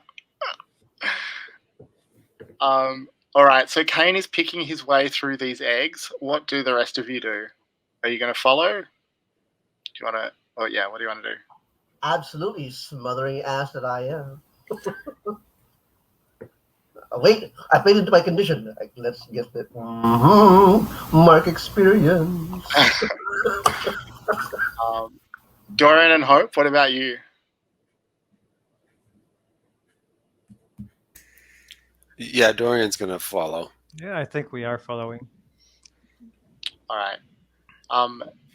So all of you start to sort of squeeze your way through this field of eggs, and eventually you realize that there's that there's a crypt door at the far end of this chamber, like quite a way through the eggs. Like it's quite a hike to get down there, and you hear first some noise coming from the stone platform on the side of the room, some sort of movement, and when you look towards it, you see that something is rising from this stone platform. It has 4 arms and 4 legs. It almost looks like 2 bodies intertwined, and you realize that this creature, this thing, is like synthesized somehow from the image of Dorian and Hope together. And it rises from this platform and starts walking on this horribly twisted set of arms and legs poking out everywhere. And it starts climbing through the field of eggs towards you all. What do you do? Wow. I just want to say prematurely, no one is allowed to invoke to turn someone on move in this situation. Please do not. X carded that one. Fair. But you were saying Hope. Hope, you're the furthest back, so it's closest to you, and it's advancing towards you. Okay. So keep your cool comes to mind. All right. What are you afraid of? Sorry. I'm afraid it's gonna get me, and I'm afraid it's somehow supposed to get me. Like maybe I'm supposed to be this creature instead of being here with the other guys. Interesting. I'm afraid, it's not. I'm not in the right place here, and maybe this thing reminds me of that. Wow. I'm still traumatized, so I think I'm leaning into it a little bit also. Yeah. Cold. Okay. Roll with cold. Mm-hmm. I also really want to get another XP, so I'll. Oh, I'm sorry. Well, I'm too good at cold. Let's see. So the MC will tell you how your actions would leave you vulnerable, and you can choose to back down or go through with it. So I'm not. I guess I wasn't clear on what your actions actually are. You're trying to get away from it, or hold your ground, or. No, get away. Of course, if it's coming after us, I think I'll maybe push Dorian a little to go a little faster. Mm-hmm. Yeah, so you can clear away, but if you do, you're going to put your foot right down on the middle of an egg and crack it right open. I do it. I don't think about the consequences now. I just want to get away from the creature. Yeah, so there's a horrible smell of wet tissue tearing as you step into this egg. You look down and you see the fluid that was inside the egg kind of pouring away, and there's a humanish body inside. Not quite formed all the way, but it's Michael. His eyes are milky white. He's not conscious or anything. But the Michael hatches out of the egg and just lies inert on the ground as you stagger backwards away from this creature. Is it a tiny Michael, or is he? No, it's Michael-sized. Maybe slightly smaller, it's not completely grown, but most of the way there. Oh. I will come back to you. Mm-hmm. Kane, does the fact that there's this weird monster advancing across the room change what you're doing at all, or are you just going to plunge on towards the crypt door? I feel like this is the marching order thing where Hope runs into Iris, runs into Dorian, runs into Kane, as the shove comes from behind. And so I might not have initially noticed the thing if it weren't for everybody crowding and like pushing me forward even when I'm trying to get away from everybody else. Mm-hmm. I think that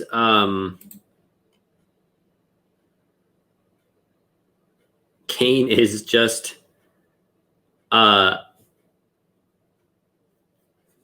the first thing that Kane is going to do is just like push back on the rest of them who are like kind of crowding him. Like, stop crowding me. And then turns around and sees this thing.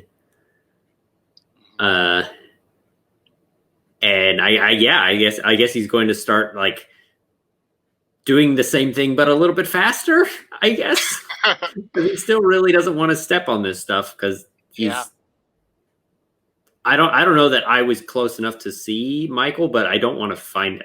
Kane does not want to find out what's in these things. Sure. Okay. So Iris, you also are like towards the back, and as this thing advances, like I imagine you kind of glancing over your shoulder as you think about whether to turn back towards it or keep running away. You realize that in the side of this thing, that you can see a face, and it's barely human, but it's recognizably the face of Dr. Thurber. Oh, well. Well. I am full Samuel L. Jackson mode, in which I'm just so fed up. I am just so fed up with these fucking eggs and this fucking tune. Pardon my language. And seeing my peers be so afraid of what's understandably afraid of what's going on. Iris takes it upon herself to take action, to protect and to attack, and she lashes out physically. All right. I'll get you to resolve that move in just a sec, but I just want to check what Dorian's doing while this is going on. Dorian's fucking had it. He's like cracking. He's just like, fucking Michael! I fucking told you you're dead! You're fucking dead, man! Fuck! You've been dead like 5 times today! And he just takes the golf club that he's been trailing around with him and he just starts beating the body. Just like freaking Michael's, the fuck out. Are you beating up Michael's body? Yes. Oh no, I stop you. He just like pushes you off. He's just like, fucking no, will you lash out physically to stop yes, Dorian? I'm fighting off Dorian because I don't want him to hurt Michael. I want to pick up Michael and take him with us. All right. So Iris, I will get back to your move, but I just want to resolve this first. So Hope, lash out physically. Okay. -1.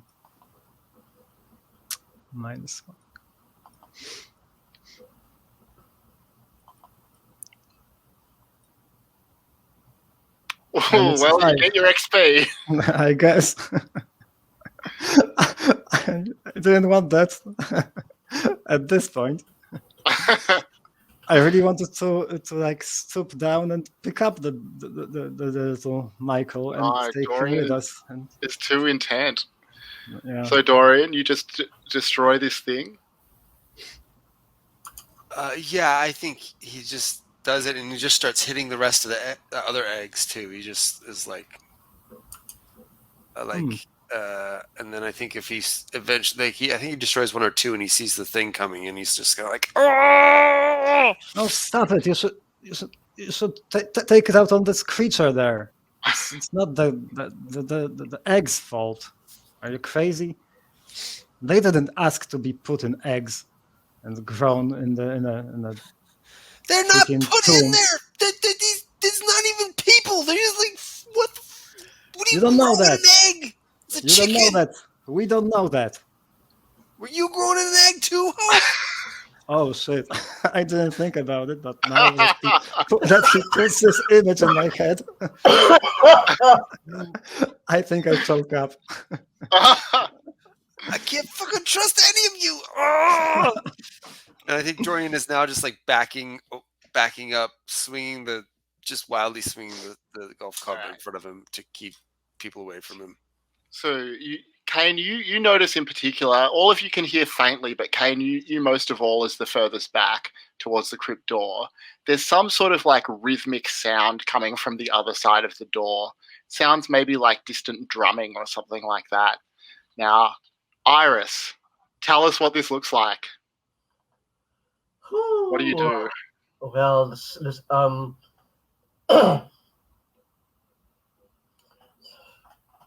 sorry, I had a little bit of a flashback there for a moment.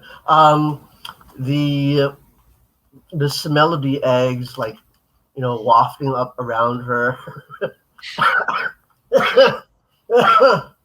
and this creature made of like what, 4 arms and 8 limbs, rising up to greet us and welcome us monsters as one of their own. Iris sort of runs and launches herself with a spin on her heel and tries to attack the creature with her bare hands. All right, roll to lash out physically. Oh, okay.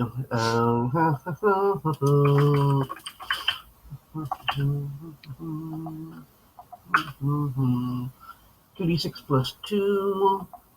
Do I have any other relevant bonuses? Oh, angsty. I wonder. Oh, yeah.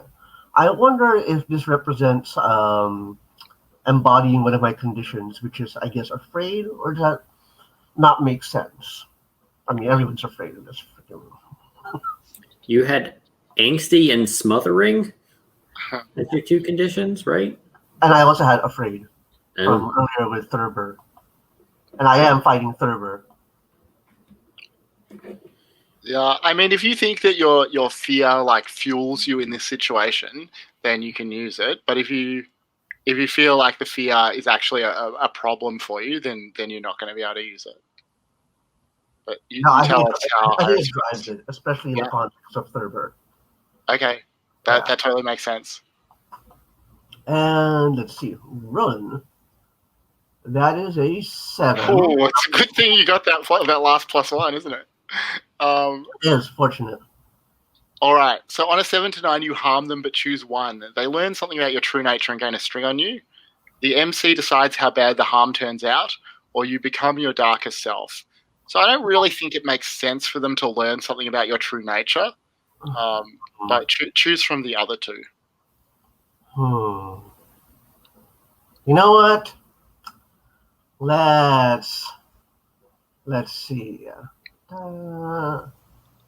Let's go with the darkest self. Yes. Let's have a look. What is your darkest self? Your body is a prison, and you do not belong inside of it. You need to put it in harm's way and make it suffer just like it's made you suffer. There's got to be a way to cut yourself out of it, and you need to meet your makers, ergo, and hold them accountable for what they've done to you.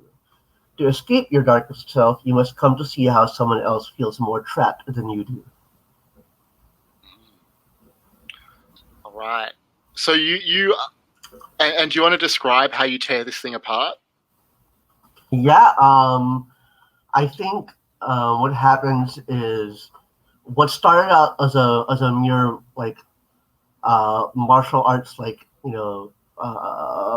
taekwondo cool or whatever, ends with, okay, so Iris sort of like jumps, punches, and starts beating at on the kidneys, and sort of all sorts of random blows. But then eventually, as the Thurber construct gives in, assuming it does, and at least is stunned temporarily enough to fall back, that's when Iris proceeds to dig her thumbs into the eyes and her fingers into the ears of this Thurber creature and try to like squish the head. And you can see at that point that her eyes are turning dark as well.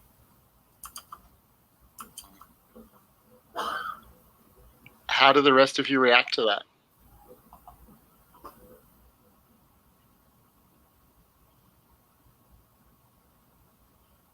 Hope, how do you react?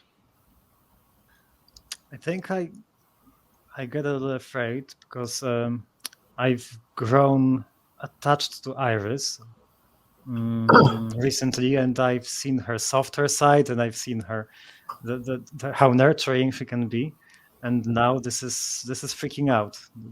I'm afraid we might lose the Iris that we knew. And I'd really like to help her, but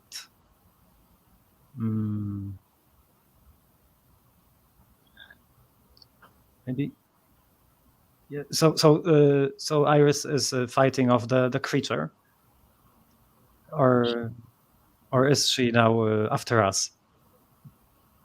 Well, Iris has destroyed the creature. Okay. What is Iris doing now? Do you need I think. Whew. Okay, so I think from a flavor perspective, as Iris gives into this darker self, her physiology sort of like takes on a texture or a color that is closer-ish to what Thurber and the rest of these egg creatures look like, or whatever it is that the project has created. I'm not sure what like headcanon Shane has in mind for that, but let's go with that. And as is described by the darkest self, I think Iris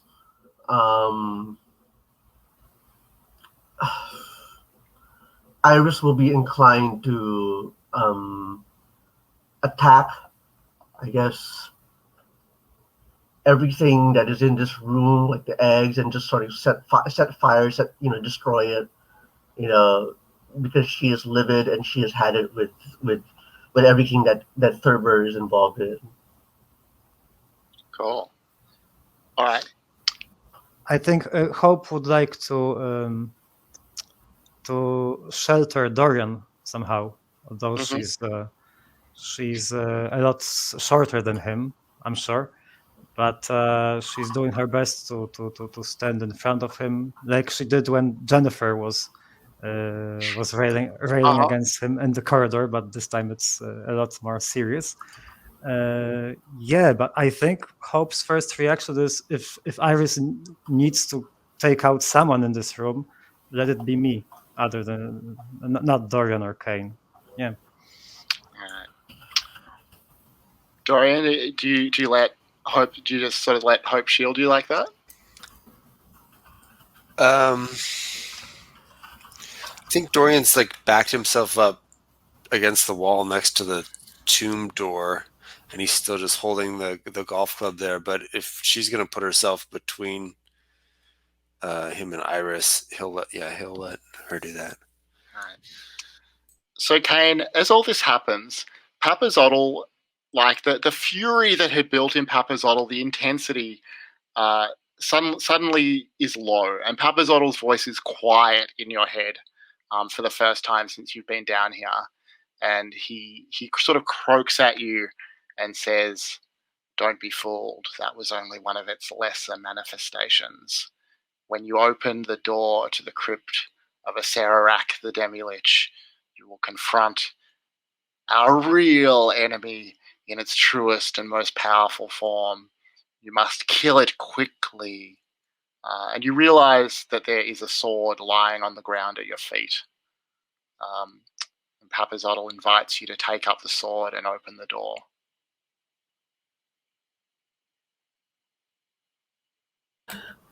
I think that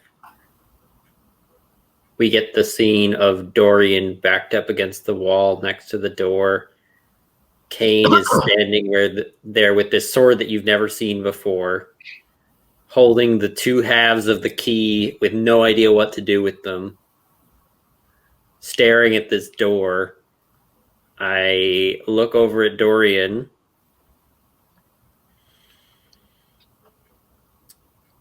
Are you going to help me open this door? Or are you going to go help out them.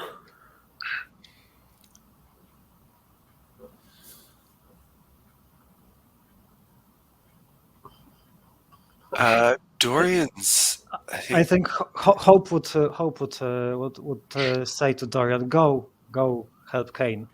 You have to finish this. I'll stay here with her." I'm going to spend a string on Kane. Right on. Sorry, on Dorian. I am Kane. What am I talking about? Okay. Yeah, he'll turn and look at the door and say, "It's the keyhole's right there. Just put the damn key in." I think maybe the issue is not that the key. Like I can see that there's this orb thing and there's the hole in the door. I have no idea how to put the key together. So, but between the two of you, you're able to assemble the key, and then just gonna head inside. Does this cure being bad at D&D? Yeah, I think it does. Solving the puzzle. Congratulations, Dorian. No. It only took how many sessions? So you clear the condition, you open the door, the music from beyond grows louder, and the bright light on the other side of the door, it takes a second for your eyes to adjust to the light. And we'll take our last break here. We'll come back at 18 past the hour. That's good for everyone. Cool. All right, we're all back. Is everyone good to keep going? Cool. So Dorian and Kane disappear through the crypt door and it closes behind them. Hope, what do you want to say or do as Iris sort of tears into the eggs and everything else in this room? I would like to try to talk to her and calm her down, basically. And I'm saying something like, Iris, I hope you can hear me. You don't have to do this. You don't have to be like this.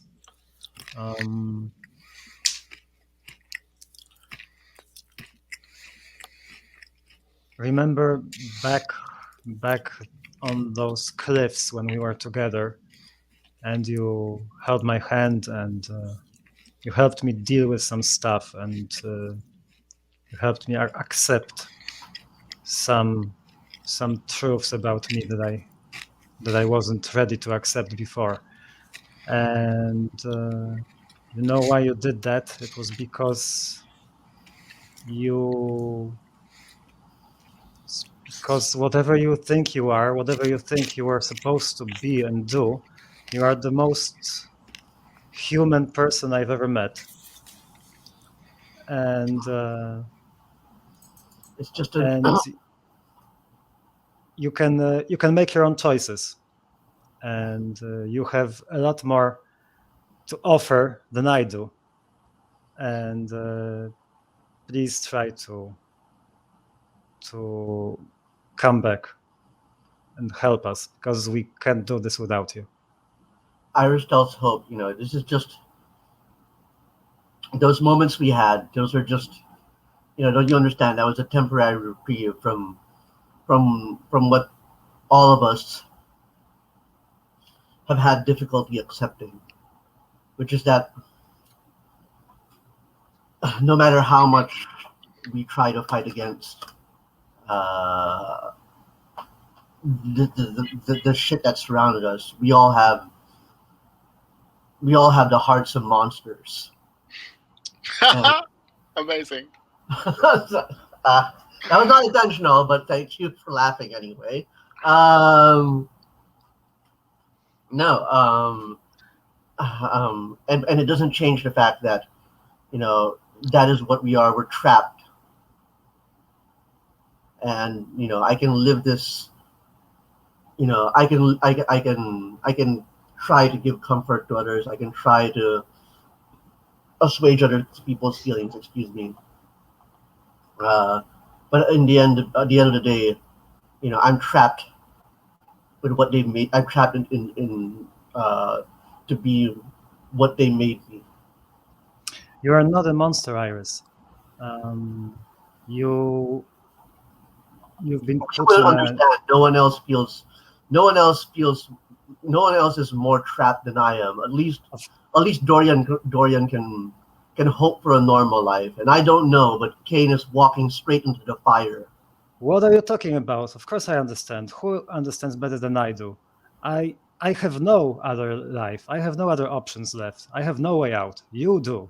You still have a way out. You can walk out of here. You can help others walk out of here, and you can do whatever you want. You can go and see places and meet people and help people. And I'm not coming out of here, Iris. And if I even if we meet, even if we somehow stop this guy, I'm gone. I'm not long. I won't be here long after that, and I don't want to. I don't want to stay. I'm not supposed to be here. This is not my place to be.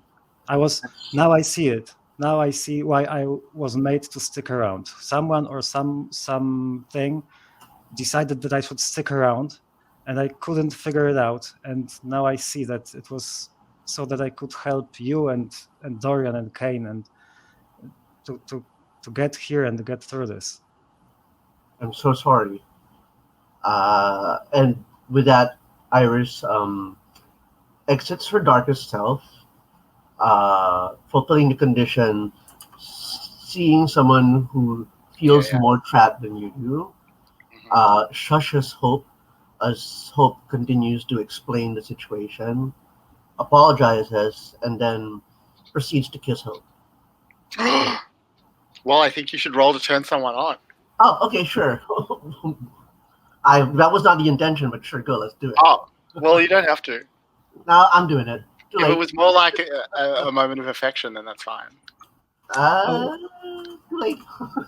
While we were talking, because we established before that Iris sees Hope more clearly than anyone else, I think you can also see that she's becoming more and more transparent, like you've noticed earlier. But I think it's getting worse. Yikes! Yeah. Okay, then that's definitely turning someone on. Bring her back to me. But I hope you roll well. So do I. 2d6. Where's my heart? Let's see, +1. And you know what? Let's invoke a string from Hope. If not now. Sorry, what? I just said if not now, I don't know when. I know, right? Let's see. Okay, here we go. Oh! Oh no! Oh no! I think what we see is that Hope literally just fades away as you try and kiss her. Oh no! Or maybe not fade away, but I've just taken the move Limitless. So maybe this is when it manifests itself for the first time. This is when I become the true ghost, and she cannot grasp me anymore. Wow. How does that sound? Yeah, that sounds good.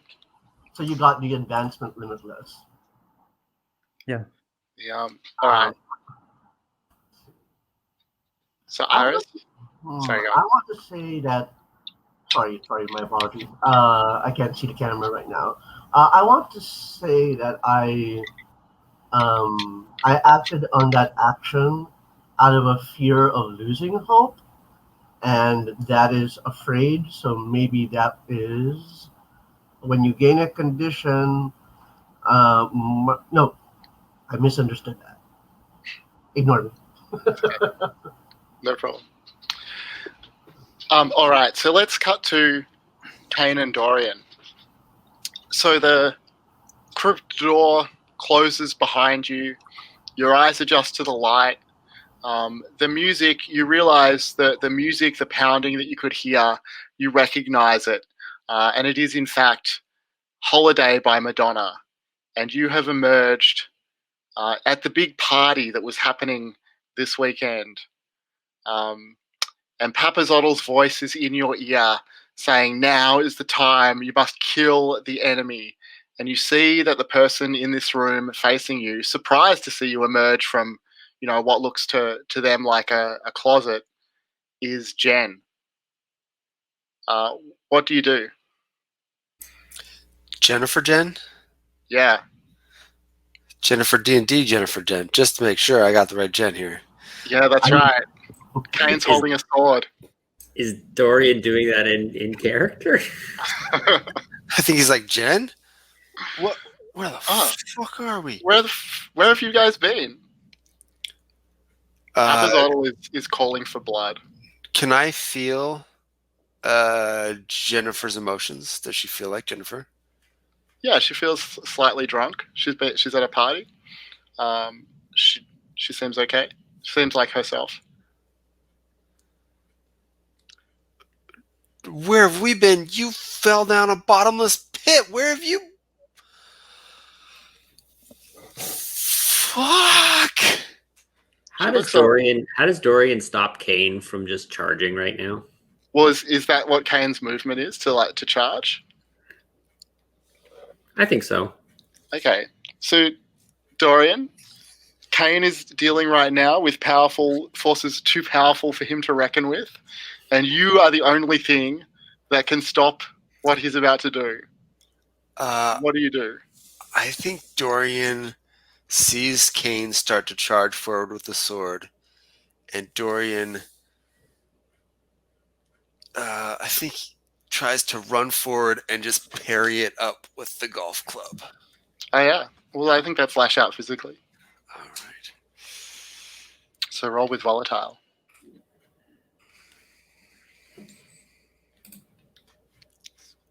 I have no strings left. Both of you can see that Jen is opening her mouth to scream as she realizes that Kane is rushing at her with a sword. Yeah, Kane is also falling apart. Like the skin on his face is starting to sag and not fit, as you can see feathers and bird bits sticking out from under everything. Oh my god, Dorian! Dorian falls to the ground and Kane runs Jen through with the sword. Kane, tell us about the feeling of final transformation into Papazottle.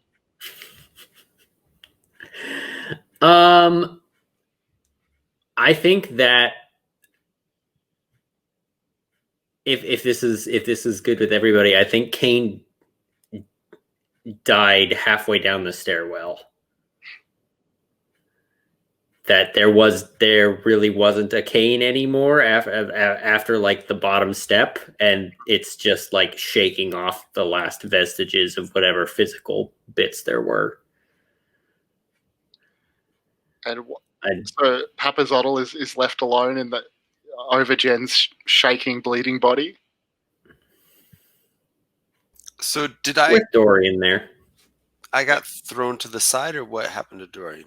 I think you just sort of stumbled as you tried to swing the club, you didn't manage to hit.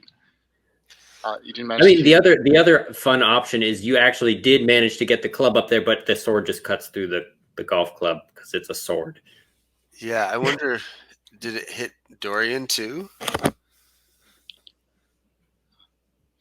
The golf club gets cut in half and a chunk of it catches you in the head. Or something, yeah. But you look like Papazottle now?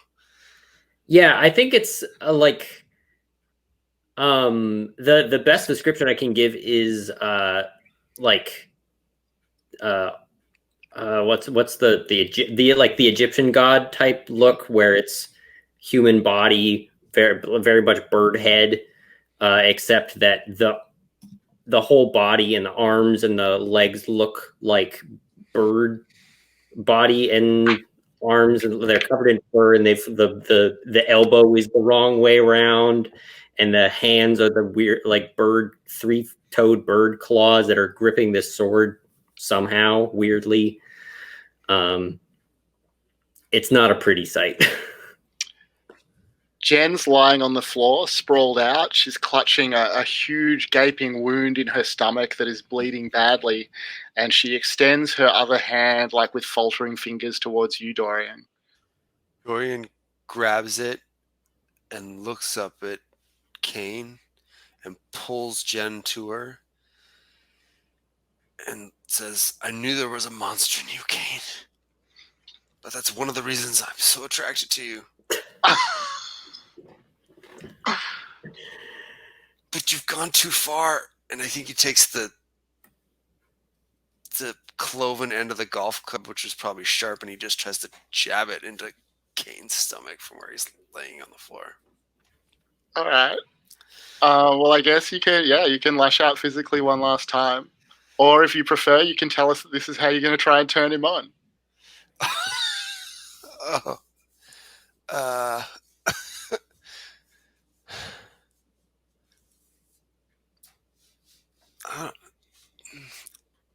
I mean, I'd love to roll turn him on, but I don't know if that seems like a stretch. I'm trying to disembowel. No, I love it. Go for it. I mean, who knows how you flirt with a demon? True. Okay, fine. You're twisting my arm here, but I'll do Have that. you ever flirted with a demon in the pale moonlight? No. Ah! Oh, geez. Not having a good time. No. Let's see. So I think the purple energy that flows through Papazotl courses back. Like, you do stab the golf club into, what was once Kane, but that purple energy courses back along the club and right into your body, dealing 4 harm. And that's going to be enough to kill you, or at least to force you to use the skirting death move. Whether you want this to be the end of Dorian's story, or whether there's another beat for you.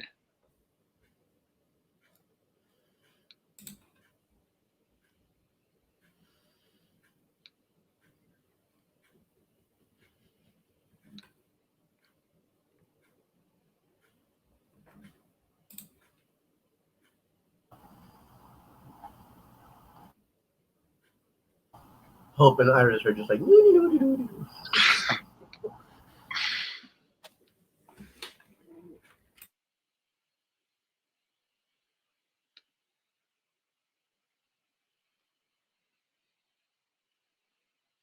Sorry, Ray, you're muted.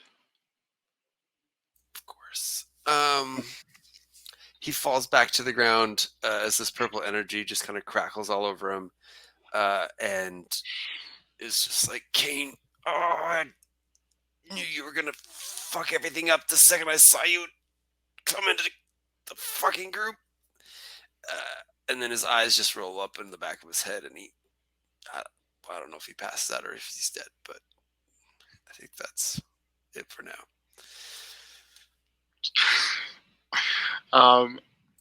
So I think at this point the tomb to the crypt opens again, and Hope and Iris emerge. Will Hope leave the tomb, or does she feel that she's found her resting place? I think she will stay, but she will make sure that Iris leaves. And Dorian, hopefully, but I don't know if that's an option anymore. It's too late for Dorian. I mean, I ain't a gambling man, but ... So Iris, you emerge from the tomb into the party, and you realize that's where you are, that you're somehow back in the world as you know it. Hope has made this terrible sacrifice for you all, and you see that what once was Kane is now standing over the dead bodies of two of your friends. I think we might just finish there. I think that's a nice spot to end it on. Unless anybody, well, we might have a moment for an epilogue for the characters who are, to whatever extent they're still alive. But I think that's where the main story ends. Well, I'm just going to say, I may have to, doggedly pursue you in the gauntlet and insist on a sequel now. You don't have to play the same characters, but Jesus Christ, what the fuck?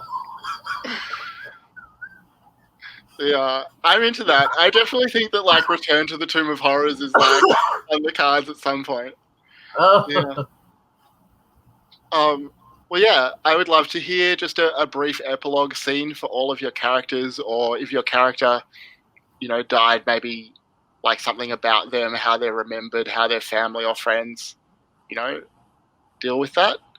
Maybe just going around, maybe starting in the bottom corner, and I'll go around my screen that way. So starting with Matthew, what's Iris's epilogue? I don't know. How do you write an epilogue from that? Because we've got one guy that's completely lost to the darker powers, if I understand that correctly. And another guy dead by his hand. Did I understand that correctly too? Basically. Oh, you're gonna have to get back to me because I'm on a doozy. Okay. Does anyone have an epilogue in mind? I need to hear what Kane does first. All right. Let's start with Kane then. Yeah, I can go. That makes sense. I think this needs to start with Kane. Sure. Okay. I think Kane's epilogue is an infinite inky blackness. That there's this kind of a wet noise, like there's water running somewhere nearby, but you can't tell where it is. And the camera pans down, and there's just this single spotlight of light on this white kind of circular stone pedestal almost in the middle of this inky black room that he seems to stretch to infinity. And Kane is curled up kind of in the fetal position on this pedestal, completely naked. And we hear a voice out of the darkness. The vessel is needed. And you just see Kane start to float up in the air, and he's getting pulled and stretched. And then a jump cut to Kane lying on his bed, complete, just like staring up at the ceiling, breathing heavily. And that's where it cuts out. Amazing. Do you mind if I make up a little bit of a canon? Because I don't really know where you were going on with some of those other bits and pieces. But go ahead. I think Kane's material is very like sequely, but also super open-ended, and I think I want to build on that, but in a very different way, at least in terms of tone. Please. What I think will happen is I think Hope and Iris. Well, no, Hope is dissipated, right? Is she dissipated? I would say Hope stays in the tomb as a ghost, simply as a full-on transparent floating ghost. Mm-hmm. Yeah. Okay, so here's my offer. Here's my offer to Shane. What happens is the camera cuts to just darkness, and at first we think we're looking at the Tomb of Horrors. We're looking at a dungeon. It's got tile, stone tile. It's got the traditional like carvings where water should pass through and all that stuff. But it's nearly pitch black. And then the door opens. And when that happens, you guys, the door is not a dungeon door. It's like an ordinary, a regular door, with the metal doorknob and everything. And standing there is Iris, backlit by the light that comes from outside the room.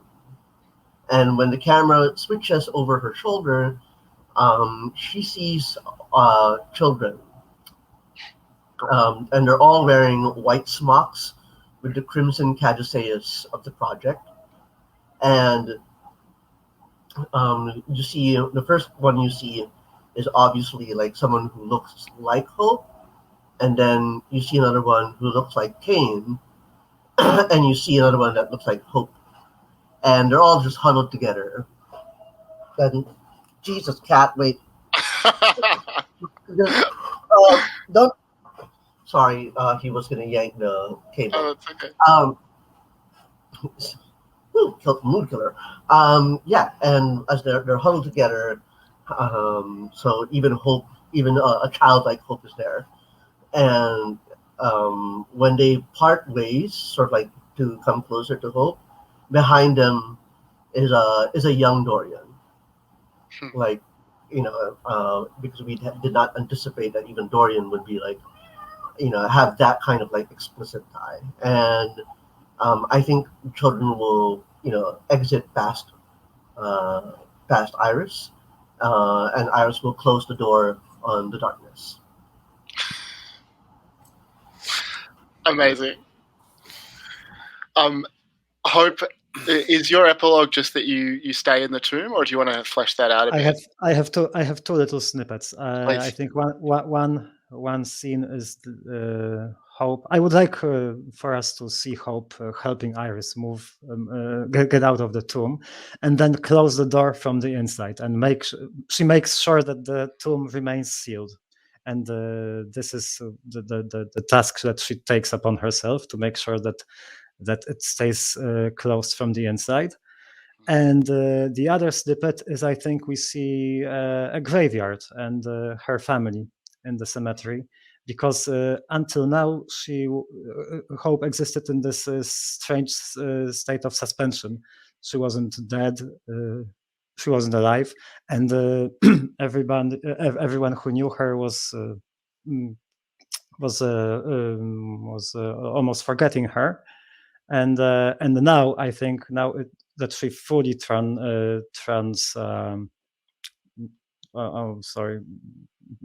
how to say it,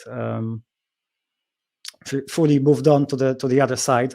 It hit her family. They realized that she is in fact dead, and now they can properly remember her and properly mourn her. And I think we see her parents and her younger sister at the graveyard,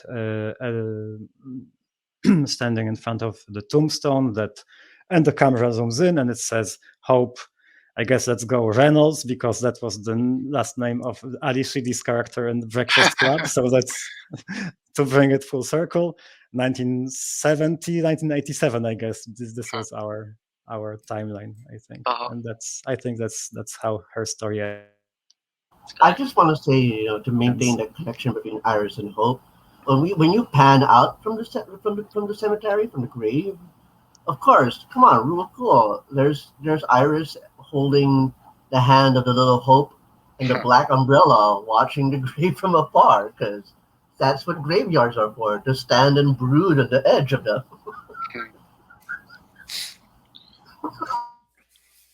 Cool. Dorian?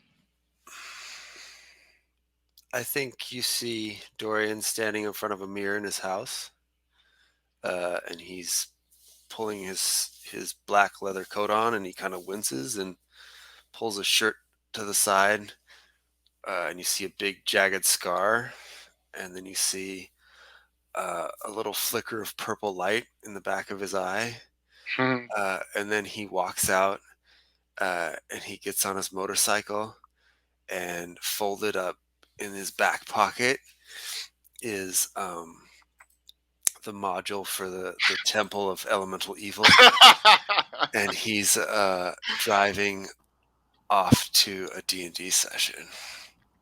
Amazing. Oh, yes, we're doing this. Non-negotiable. Yeah, that was awesome. Thanks so much, everyone. So maybe Dorian and a bunch of new characters in the sequel. That would make sense. I think there's a lot of opportunity as to whether to be the same characters, new characters, or a mix of all. Yeah. One thing I've been thinking about is that I really want to run the game Bubble Gumshoe, which is like younger teen characters doing kind of investigative stuff, and there's some optional rules for a like sort of, dark, magical, supernatural kind of setting. I thought it might be cool to revisit this town, some of this stuff with that frame. Sometime, I don't know when I'll get around to it, but maybe that would be cool. Or Monsterhearts again for sure. Monsterhearts Temple of Elemental Evil has a nice ring to it. Oh my god, right, yeah. So good. Chef kiss. I just want to say, I don't know, I don't know my D&D as well as some of the other guys in this room, but next thing you know, we're doing, Monsterhearts 2 Chapter 4 or Chapter 3, and it's Castle Ravenloft.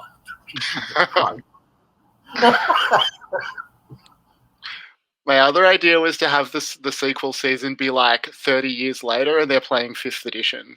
But I don't know if there's enough 5th edition tropes for that to work, but I think it could be cool. Just do Curse of Strahd, and everyone's doing Curse of Strahd. I see everyone here has no limit to how dorky we can make this. Yeah, that's right.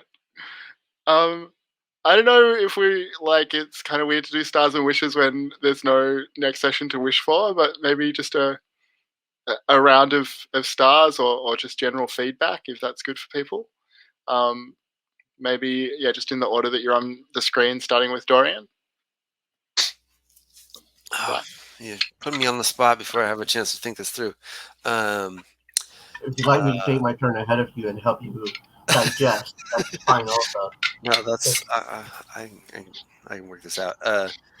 So star to Kane for dissolving into Papazotl. That was awesome. Little twist to it. And I really liked the scene between Hope and Iris in the egg room, pulling Iris back from her darker self. That was, I think, the highlight of my night, watching that part. And then just stars to Shane for running Monsterhearts and putting it together with the Tomb of Horrors. That was super fun, and I had no idea we were going to get through the actual tomb, so that was a super bonus. And I thought you were going to go more Cabin in the Woods style with that was the movie I was thinking of last week. But just loved how it kind of wrapped up and all went together. So stars all around. Sam. Yeah, I'm just gonna go in order that you're on the screen because I have stars for everybody. That was awesome. Shane, every single thing you did was I was not expecting any of the twists that you pulled out, and every single time it was oh shit, just making me very much regret getting Kane into all these situations, and I loved every minute of it. It was so good. Dorian, Rye, I loved the scenes that we got together and your willingness to play along with the weird the weird romance that never really happened. If I had a wish, it was going to be that one of those turn someone on roles would have gone better. But I had a great time nonetheless. I really enjoyed it. Hope is just terrifyingly sad. And of everybody here, Hope is the only character that I would legitimately root for and cheer for if I was watching this in a on the TV. And you did a really good job of making her super sympathetic, and you actually I legitimately felt awful when Hope started disappearing, and just kudos for that.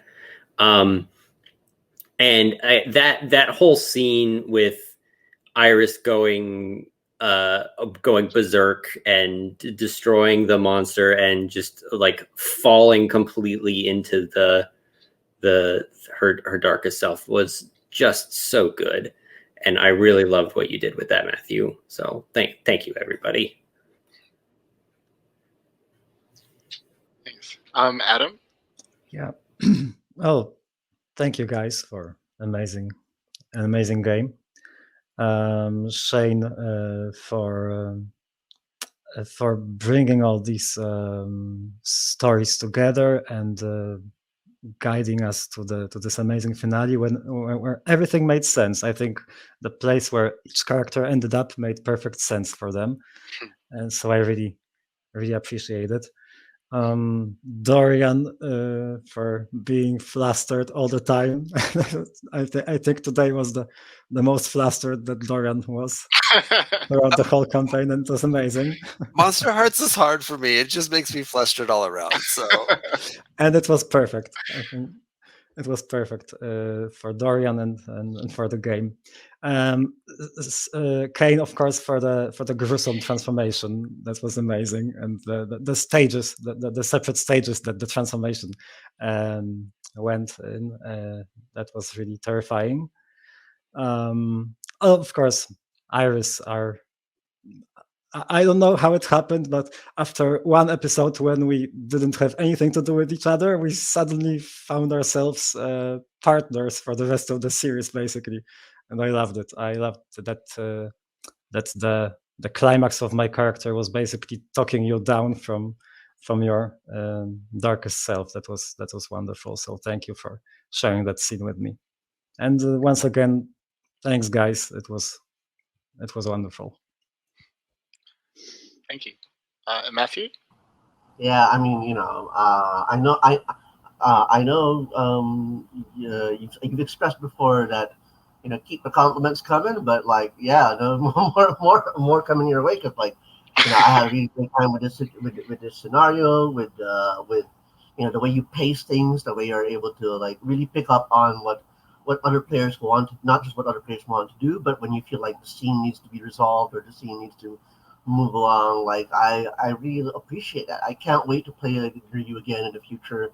Not just to be like greedy and say yeah more funds, but like just to see how you translate these translate the gifts or the skills that you have in GMing and how they apply to other systems. You know what I mean? Like I wouldn't want to wish a curse upon you, but I'm like, what happens if what happens if I throw like what happens if you throw like a much more difficult system? You know what I mean? You know what I'm saying? Like that. Like what happens when you encounter a system that's more frictionless? Are we going to be going full breakneck speed all of a sudden? Who knows? I'm just really curious. That's all. So. Well, I think we're going to do another game together next week, so you might get to find out. Yeah. So we'll see. To be honest, I'm not even sure if I checked if that schedule conflicted. I just went. I'll probably have to be the responsible person and review that later. Rye, like I love Dorian because he always brings the what the fuck energy to the room. Always, like as I said in the chat, flustered and frustrated, and it's not just a source of levity, but it's a way of grounding the whole situation that reminds us that we're all just all, there's a tendency for these kinds of games to be just like, oh, we're all dark characters, and we're not playing teenagers, we're playing little adults, and I think Dorian helps create the anchor for that, for everybody else to latch on to. So thanks for playing, thanks for being here, for all of that. Sam, God, boy, do I love how your character went out with a bang. And I love how you really leaned into that dark pact, into just being just so terrible. And I can't wait to see. Yeah. I'm sorry. I just saw something in the chat that might be the most dramatic character exit I've ever had. Said Sam.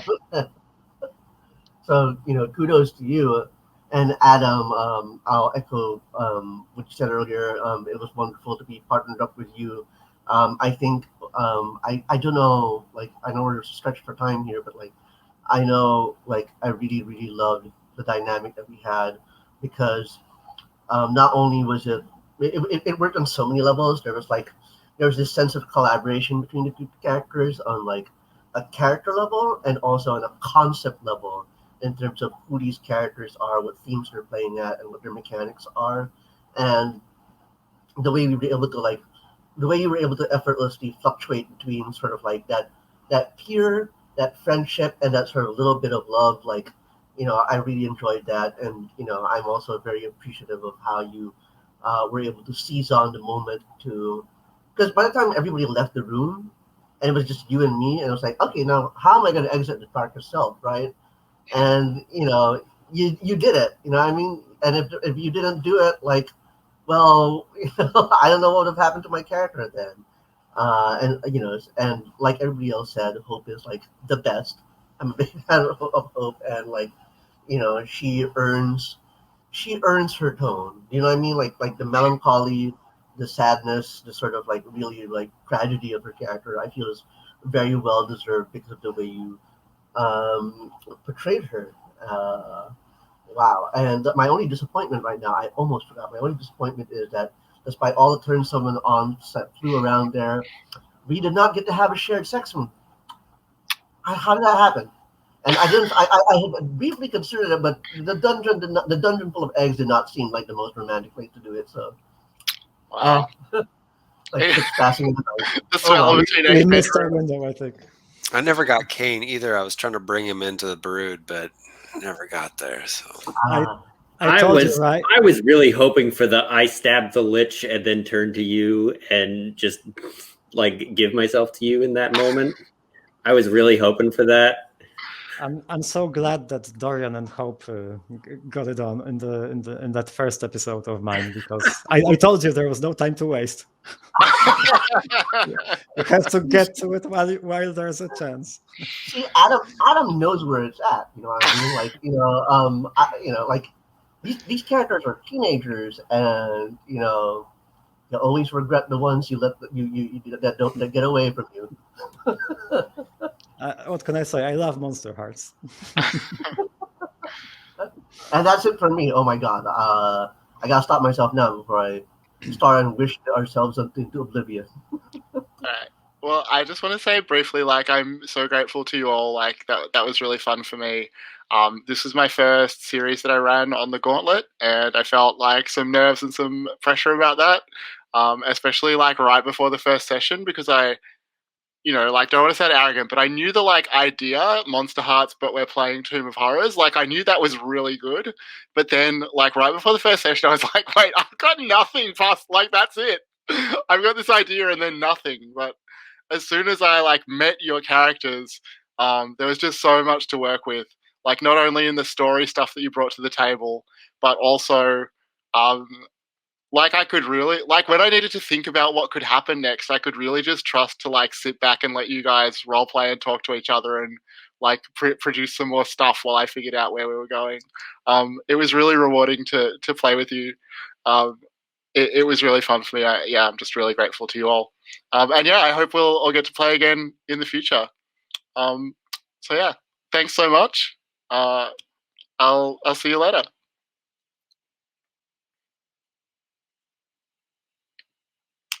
Sorry.